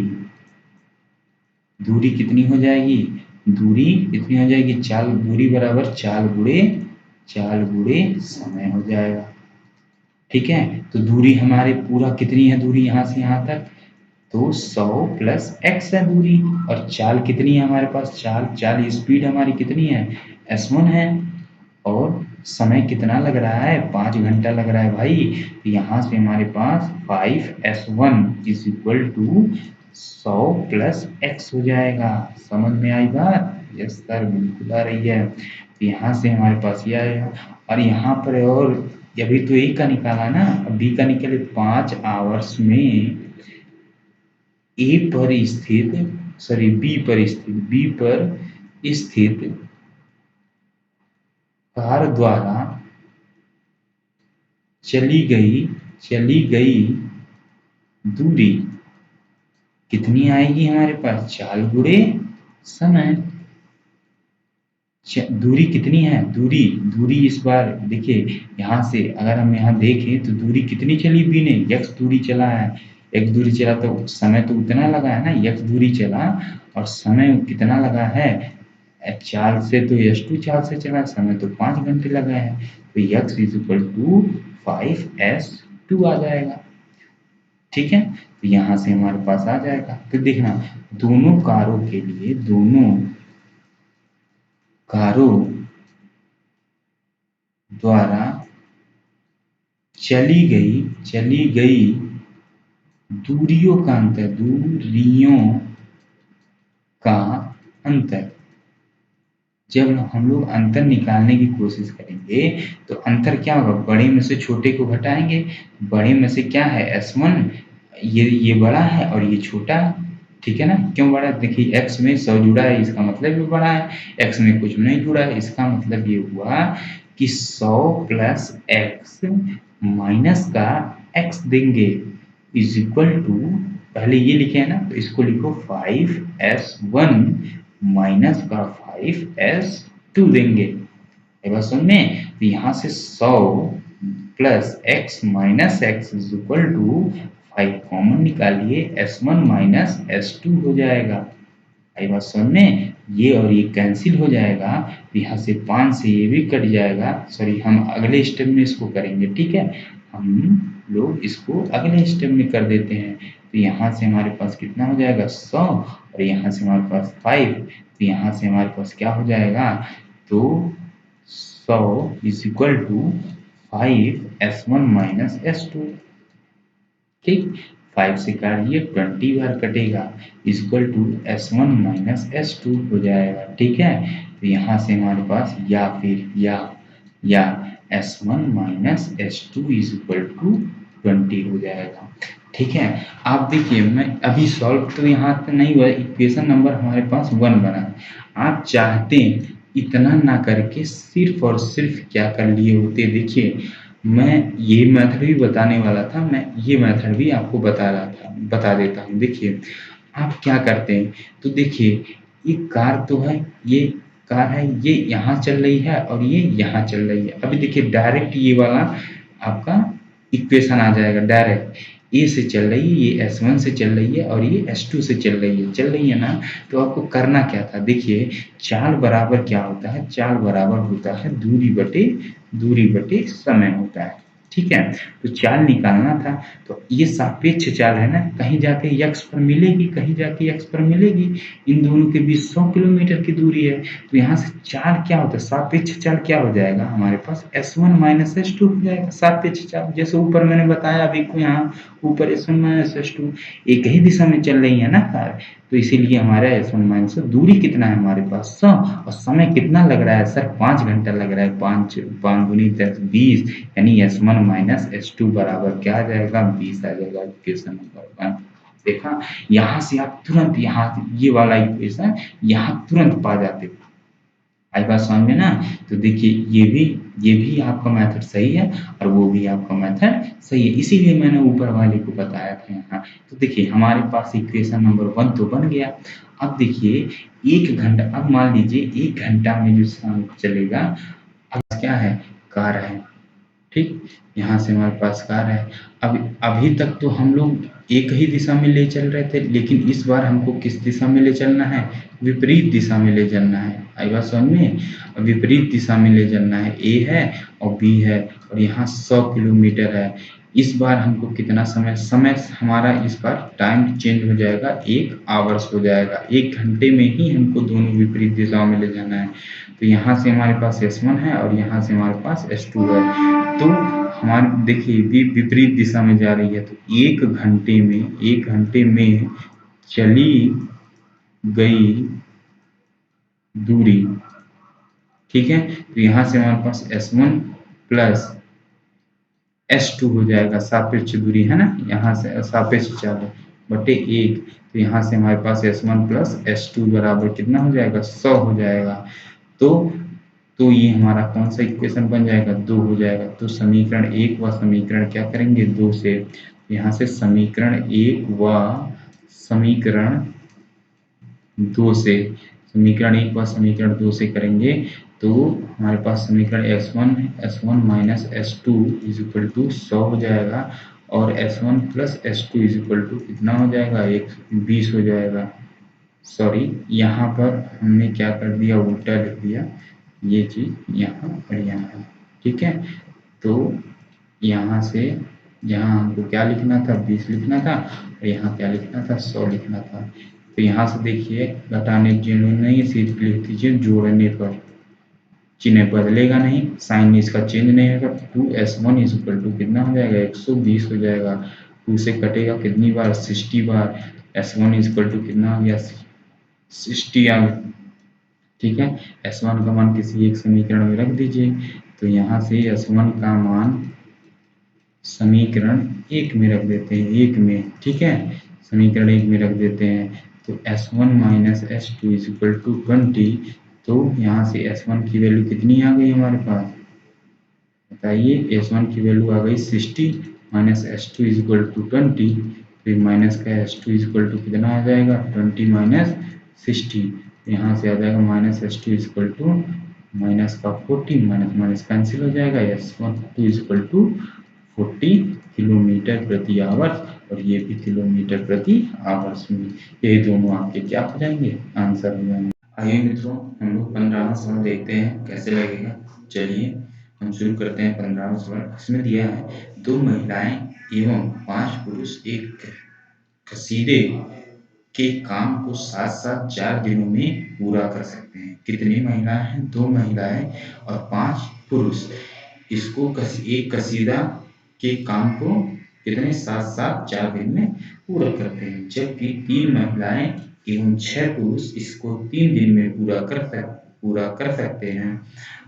ज्ञात कीजिए कि इसी कार्य को करने के लिए एक अकेली महिला और कितना समय लेगी, पुनः इसी कार्य को करने में एक पुरुष कितना समय लेगा।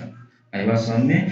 तो सबसे पहले देखिए इसमें बोला है क्या, 2 महिलाएं और 5 पुरुष। सबसे पहले आप मान लीजिए महिलाओं के माना एक महिलाओं को एक महिला की बात हो रही है। पहले हम एक महिला की बात करेंगे। तो लिख दीजिए माना कार्य को करने में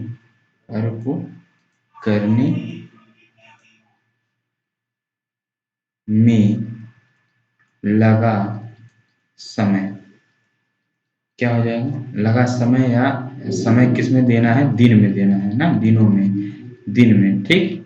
तो बराबर कितना हो जाएगा, x हो जाएगा। अगर हम यही बात कहें एक महिला तो पूरा काम कितने दिन में कर रही है, x दिन में कहेंगे। अगर हम कहें एक महिला एक दिन में, एक महिला कितने दिन में, एक दिन में कार्य करेगी या कार्य करेगी बराबर कितना भाग करेगी, 1/x भाग करेगी, है ना भाई। अगर हम आपसे कहें कि एक दिन में कितना कार्य करेगी, 1/x कार्य करेगी, एक दिन का कार्य। अब ये तो महिला का हो गया, है ना। तो इसी प्रकार कितनी महिलाएं हैं भाई, देखिए यहाँ से 2 महिलाएं हैं। तो 2 महिला का एक दिन में कार्य कितना हो जाएगा, 2 महिलाएं हैं तो 2 बटे क्या हो जाएगा, x हो जाएगा। अब इसमें 2 महिलाएं। इसी प्रकार आप क्या करिए, पुरुष का निकाल लीजिए। पुरुष भी 5 है ना, तो कह लीजिए यहाँ लिख लीजिए तथा ठीक है, तथा एक पुरुष किसी कार्य को करने में लगाएगा समय किसमें देखना है, दिन में देखना है इसको। तो कितना लग हो जाएगा, y मान लीजिए इसको। तो एक पुरुष एक दिन में, है ना, एक दिन में कार्य करेगा बराबर कितना भाग करेगा, 1/y। आप पार्ट लिख दीजिए या भाग लिख दीजिए, ठीक है, या भाग लिख दीजिए, इतना पार्ट करेगा वो, या भाग ही सही रहेगा, है ना, भाग। तो देखिए एक पुरुष है, अब 5 पुरुष की बात आई, अगर 5 पुरुष एक दिन में कार्य करेंगे, कितना हो जाएगा, 5/y। देखिए अब अगर हम कहें, अब देखिए अब कितना कह रहा है, तथा ATQ से हम ले लेंगे। अब ये बोल रहा है कि 3 पुरुष, कितने पुरुष हैं, देखिए यहाँ पर कितने पुरुष है भाई, हैं 2 महिलाएं और 5 पुरुष, है ना। इसी काम को कितना, 2 महिला मुंह में लिख देते हैं ना, और प्लस 5 मैन, 5 मैन, 5 मैन दोनों मिलकर, ऐसे लिखेंगे 5 मैन मिलकर मिलकर एक दिन का कार्य, एक दिन का कार्य कितना हो जाएगा, दोनों का कार्य 2 महिलाएं हैं, 2x प्लस यहाँ से 5y हो जाएगा, 5y हो जाएगा, 5/y हो जाएगा, ठीक है। तो यहाँ से हमारे पास ये आ जाएगा। तो ये कितने दिन का कार्य हुआ, एक दिन का कार्य हुआ। अगर पूरा कार्य हम कहें, इतना कार्य, पूरा कार्य कितने दिन में, 4 दिन में कर रहे हैं, तो एक कार्य कितने दिन में करेंगे, तो यानी कि ये टोटल कार्य कितने दिन में करेंगे। अतः हम लिख सकते हैं, अतः किया गया कार्य, ये एक दिन का कार्य कितना हो जाएगा, 1/भाई ये पूरा कार्य 4 दिन में हो रहा है, तो एक दिन का कार्य कितना होगा, 1/4 होगा, बराबर 2/x और प्लस 5/y। समीकरण नंबर कितना हो जाएगा, 1 हो जाएगा। आई बात समझ में। या फिर आप यहाँ पर एक नोट्स बना के लिख सकते हैं कि अगर 2 महिलाएं, दो महिलाएं हैं, ठीक है, दो वुमेन महिलाएं और 5 मैन पूरा कार्य 4 दिनों में करते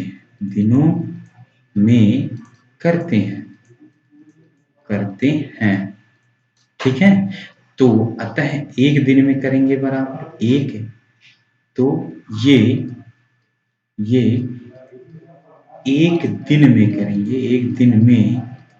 करेंगे बराबर कितना, 1/4, एक दिन में 1/4 करेंगे। भाई बात समझ में। तो 1/4 बराबर इतने के बराबर हो जाएगा। या फिर आप इसको ऐसे भी लिख सकते हैं, देखिए, या तो आप इसको ऐसे भी लिख सकते हैं, 2/x प्लस 5/y बराबर 1/4। इसमें इक्वेशन इसको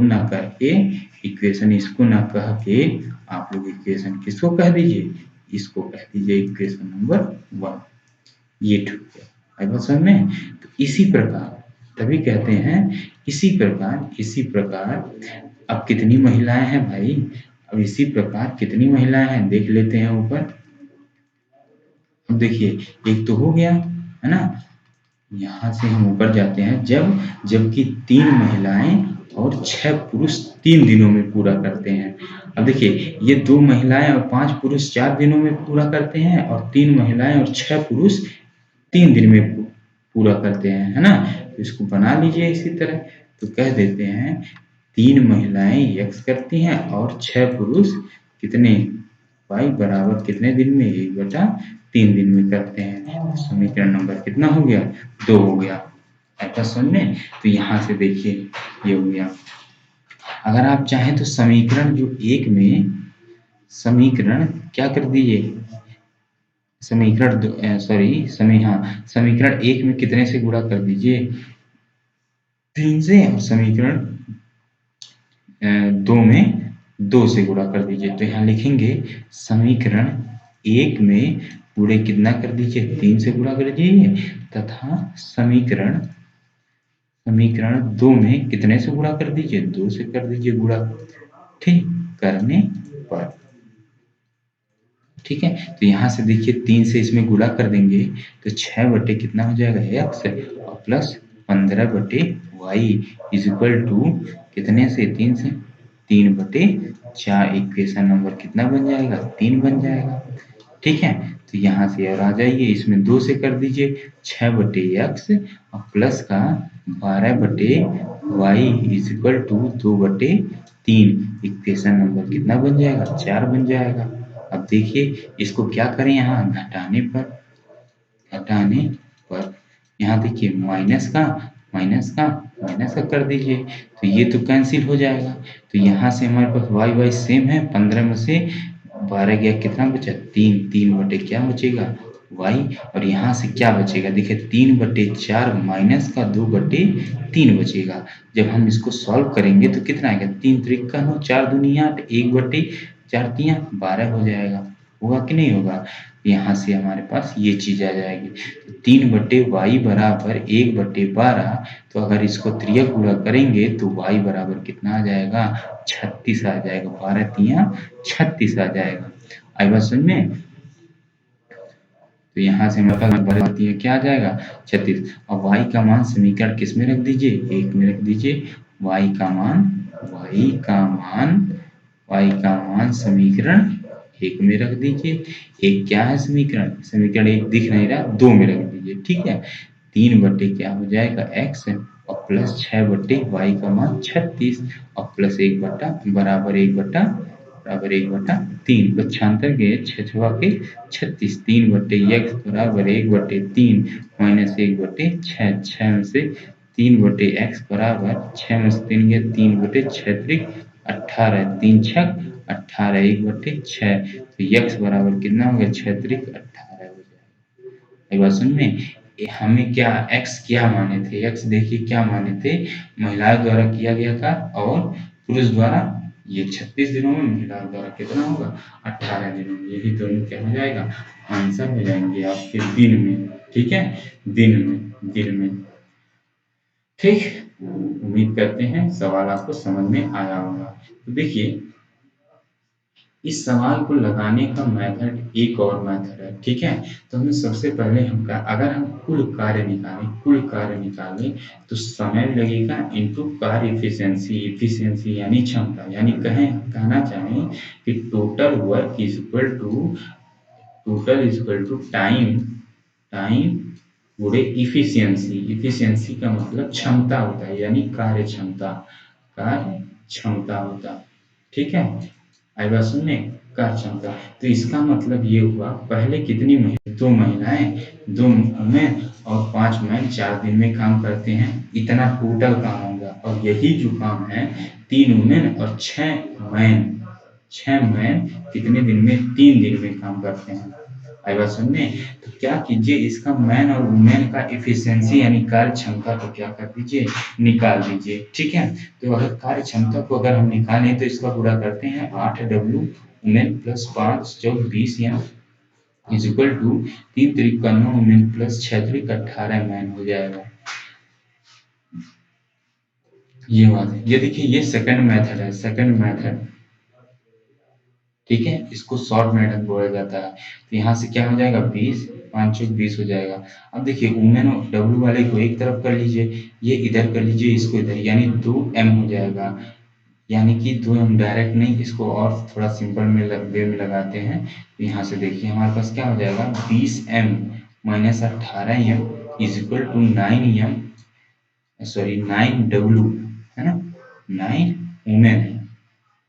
ठीक है 9 वुमेन माइनस का 8 वुमेन। तो यहाँ से क्या हमारे पास हो जाएगा सीधा ही क्या हो जाएगा हमारे पास यहाँ से 20 में से 18 गया 2m हो जाएगा इज इक्वल टू यहाँ 1 वुमेन हो जाएगा। ठीक है इसका मतलब ये हुआ अगर हम यहाँ से निकालें मैन अपॉन वुमेन की वैल्यू होगा वो कितना आ जाएगा 1/2 आ जाएगा इफिशियंसी आ जाएगा। लेसन में, यानी मैन की वैल्यू कितनी आ गई, एक इफिशियंसी आ गई, और वुमेन की इफिशियंसी कितनी आ गई, 2। तो हमें जो टोटल टाइम दे रखा था, टोटल टाइम हमें कितना दे, कुछ समय कितना दे रखा था, इतना। चाहे आप इसमें रख दीजिए मान, चाहे आप इसमें रख दीजिए। तो अगर आप कुल समय की बात नहीं करेंगे, अगर आप कुल समय की बात करेंगे, देखिए कुल समय सॉरी कुल कार्य की बात करेंगे, कुल कार्य कितना आ जाएगा, तो 2 वुमेन थी और 5 मैन थी, और इसको करने में कितना समय लगता था, 4 दिन लगते थे, यही लगता था ना। तो 2 वुमेन की वैल्यू कितनी आई है, यहाँ से 2 रख दीजिए, और प्लस मैन 5 इंटू इसकी एम की वैल्यू 1 है, यहाँ से इफिशियंसी है, कार्य क्षमता है ये, ठीक है, इतना याद रखिए, गुणे 4 हो जाएगा। तो यहाँ से हमारे पास 2 दूनी 4 और प्लस 5, 5 4 9 गुणे 4 हो जाएगा, 9 चौक 36 हो जाएगा। आई बात समझ में। अब 36 ये तो टोटल वर्क आया ना, टोटल वर्क आया। अब देखिए ये तो पूरा वर्क आया है। अगर हम कहेंगे आदमी द्वारा, यानी एक मैन द्वारा किया गया कार्य कितना होगा, आदमी द्वारा, तो टोटल वर्क बटे बटे एम कर दीजिए, कार्य क्षमता। ये जो आया है आपका, ये दोनों कार्य क्षमता आया है, कार्य क्या आया है, क्षमता आया है। आई बात समझ में। तो 36 तो टोटल वर्क है, और बटे कार्य क्षमता कितनी है, 1 है, बराबर कितना हो जाएगा, 36 हो जाएगा। 36 डेज लगेंगे इसको, किसको, एक आदमी को करने में, और वुमेन को, महिला को करने में, महिला द्वारा किया गया का जो कार्य होगा वो कितना हो, महिला ने 36 तो किया है, लेकिन यहाँ महिला की इफिशियंसी कितनी है, ये 2 कट जाएगा, बराबर 18 डेज आ जाएगा। ये आगे बात समझ में ना। तो यहाँ से भी आप लोग इसके आंसर को बिल्कुल अच्छे तरीके से निकाल सकते हैं, ठीक है। तो आइए हम लोग अपने अगले सवाल की ओर चलते हैं और देखते हैं हमारा अगला सवाल क्या दे रखा है, ठीक है। तो यहाँ देखिए ये बोला है क्या, ठीक है। यहाँ देखिए इसने क्या बोल रखा है यहाँ पर,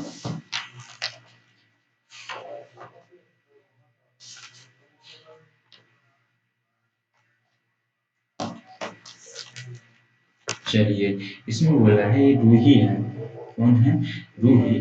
16वां सवाल है और इस चैप्टर का अंतिम सवाल है हमारे पास। ये रूही 300 किलोमीटर दूरी पर स्थित अपने घर, 300 किलोमीटर की दूरी पर स्थित है उसका घर, जाने में कुछ दूरी रेलगाड़ी से तथा कुछ दूरी बस द्वारा तय करती है। यदि वह 60 किलोमीटर रेलगाड़ी द्वारा तथा शेष बस द्वारा तय करती है, तो वह 4 घंटे का समय लगाती है। कितना समय लगाती है, 4 घंटे। जब वह, देखिए अब यहीं पर आप अपना बना लीजिए, समीकरण बनाना स्टार्ट कर दीजिए। तो यहाँ बोला है, देखिए रूही 300 किलोमीटर की यात्रा पे स्थित है, उसका घर है ना, स्थित अपने घर से कुछ दूरी वह रेलगाड़ी से चलती है। तो मान लीजिए, माना रेलगाड़ी की चाल बराबर, माना रेल गाड़ी की चाल, रेलगाड़ी की चाल बराबर कितना है, x किलोमीटर प्रति आवर्स है। और जो कुछ रेलगाड़ी द्वारा चलती है और कुछ दूरी बस से चलती है, तथा बस बस बस द्वारा चली चाल कितनी है, y किलोमीटर प्रति आवर्स दे रखा है, ठीक है, तय करती है। तो 60 किलोमीटर रेलगाड़ी द्वारा तथा शेष बस द्वारा यात्रा तय करती है। यानी 60 किलोमीटर वो पहले किसके द्वारा चलती है, 60 किलोमीटर वह रेलगाड़ी द्वारा, रेलगाड़ी की चाल ये है, किलोमीटर ये है। तो आप जानते हैं रेलगाड़ी द्वारा चलने में लगा समय, तो यहाँ लिख दीजिए, रेलगाड़ी द्वारा चलने में लगा समय, ठीक है, रेलगाड़ी द्वारा चलने में लगा कितना समय लगता है, समय बराबर, यानी टी मान लीजिए, टी मान लीजिए, तो कितना हो जाएगा, 60 तो वो पूरा है, 60 क्या है पूरा वो किलोमीटर की दूरी चलती है रेलगाड़ी से 60 अब कितने समय से चाल पर दूरी बटे समय होता है लेकिन समय बराबर दूरी बटे चाल चाल कितनी है x किलोमीटर है x किलोमीटर प्रति घंटा है। अब बस द्वारा अब तो रेलगाड़ी हो गया बस बस द्वारा चलने में लगा समय T2 बराबर कितना हो जाएगा। अब देखिए 60 किलोमीटर तो वो चल चुकी है ना। 300 की दूरी कितनी थी हमारे पास 300 थी ना। अब 60 जब किलोमीटर ये चल चुकी है तो कितना बचेगा हमारे पास 240 किलोमीटर बचेगा। अरे भाई 300 है अब इसमें से 60 घटा दो तो कितना बचेगा 240 तो बचेगा हमारे पास। इतना दूरी किससे जो चलेगा अब वह इतना दूरी से बस द्वारा चलेगी। बस द्वारा कितना है 22 किलोमीटर। अब दोनों समय लगने में दोनों जितना समय लगा है वो कितना समय लगा है हमारे पास 4 घंटे का समय लगा। इसका मतलब ये हुआ प्रश्नानुसार अगर हम कहें प्रश्नानुसार प्रश्नानुसार प्रश्नानुसार यदि हम कहें अगर T1 प्लस T2 दोनों का जो समय है वो 4 आवर्स लगा है 4 घंटे लगा है। इसका मतलब 60 बटे एक्स और प्लस 60 बटे वाई बराबर कितना लगा है 4। ठीक है। अब देखिए अगर हम यहाँ से 60 को कॉमन लेके नीचे भेज देते हैं यहाँ पर ठीक है तो यहाँ से हम लोग नीचे भेज देते हैं तो 1 बटे एक्स प्लस 1 बटे वाई बराबर 4 बटे क्या हो जाएगा 60 हो जाएगा। आप चाहें तो यहाँ से काट भी सकते हैं लेकिन उसकी अभी कोई ज़रूरत नहीं है। अगर आगे चल कर ज़रूरत पड़ी तो हम इसको काट भी सकते हैं। समीकरण नंबर 1 बना लीजिए ठीक है। तो यहाँ से अब क्या बोल रहा है ये देखिए अब आप अपनी किताब नोट्स में पढ़ेंगे यदि वह 100 किलोमीटर रेलगाड़ी से तथा शेष दूरी बस से तय करे तो 10 मिनट अधिक समय लगता है। पहले समय कितना लगता था 4 मिनट लगता था। अब देखना अब ये बोला है अब रेलगाड़ी द्वारा जाने में लगा समय समय तो इस बार दूरी खो जाएगी दूरी बटे कितना 4 दूरी कितनी है हमारे पास दूरी है हमारे पास 100 है और 4 कितनी है x ही है वही तो रेलगाड़ी की 4 x ही हो जाएगी। तो समय यानी कि हमारे पास T1 मान लेते हैं इसको T1 डैश मानते हैं ठीक है T1 डैश और बस द्वारा जाने में लगा समय यानी कि T2 मान लेते हैं। दूरी कितनी है अब 100 तो चल गया बचा कितना 200 और बटे कितना हो जाएगा हमारे पास y हो जाएगा। तो इस दोनों का यानी कि तथा चूंकि यहाँ देखिए T1 dash plus T2 dash इसको डैश मानते हैं इज इक्वल टू कितना है 100 बटे वाई सॉरी 100 बटे एक्स इज इक्वल सॉरी 100 बटे एक्स यहाँ क्या आ जाएगा 100 बटे एक्स और प्लस का 200 बटे वाई आ जाएगा। तो यहाँ से देखिए यहाँ से T1 और T2 कितना मिनट अधिक लगता है कितना मिनट लगता है 4 मिनट अधिक लगते हैं। पहले कितना लगता था सॉरी 4 मिनट 10 मिनट 4 घंटे लगते थे लेकिन इस बार 10 मिनट और लग रहा है बराबर ये कितना हो जाएगा 100 बटे एक्स प्लस 200 बटे कितना हो जाएगा वाई आएगा सौ में। यहाँ से हमारे पास ये चीज आ जाएगी। आगे चलते हैं आगे देखते हैं तो ये अगर ये मिनट है ये तो घंटे में है ये मिनट में है तो इसको क्या कर लीजिए 60 से क्या कर लीजिए भाग दे दीजिए 4 प्लस 10 बटे 60 हो जाएगा।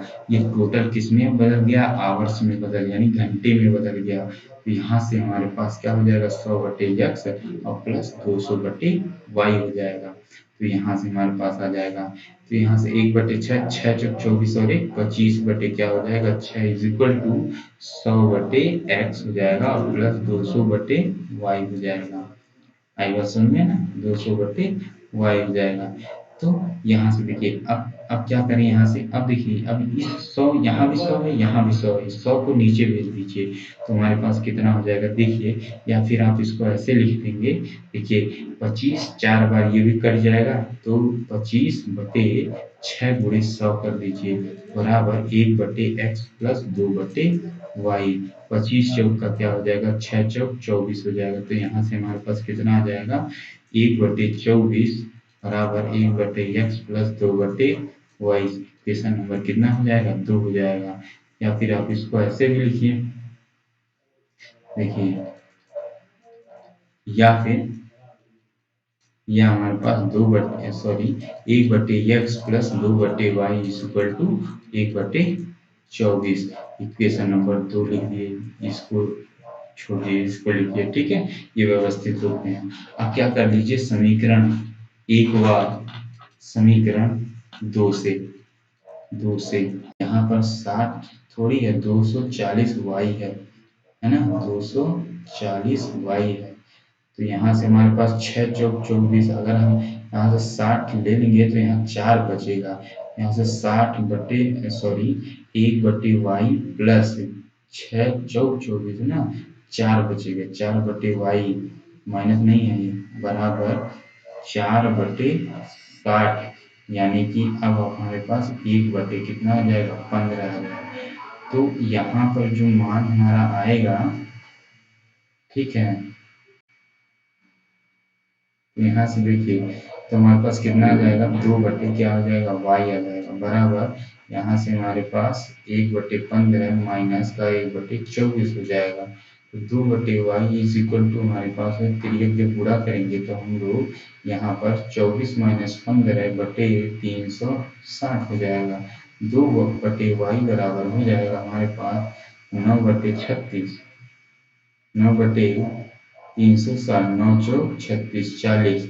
40 दूनी कितना हो जाएगा, 80। 1/वाई बराबर 1/80। तो वाई बराबर कितना हो जाएगा, 80 हो जाएगा। आएगा समझ में। तो वाई का मान 80 आ गया। तो वाई का मान एक समीकरण एक में रख दीजिए, वाई का मान यहाँ लिख दीजिए। देखिए ऊपर चला गया ना, वाई का मान समीकरण एक में 1/x प्लस 4/y बराबर 1/15। वाई का मान आ गया हमारे पास 80 आ गया। तो 1/x प्लस 1/80, सॉरी 4/80 बराबर 1/15। तो 20 बार कटेगा। तो यहाँ से हमारे पास क्या आ जाएगा, तो 1/x बराबर 1/15 माइनस 1/20। हमारे पास 20 माइनस 15/15 दूनी 30, यानी 300 हो जाएगा। तो 5/300, यहाँ से 5×6 = 1/60 आ जाएगा।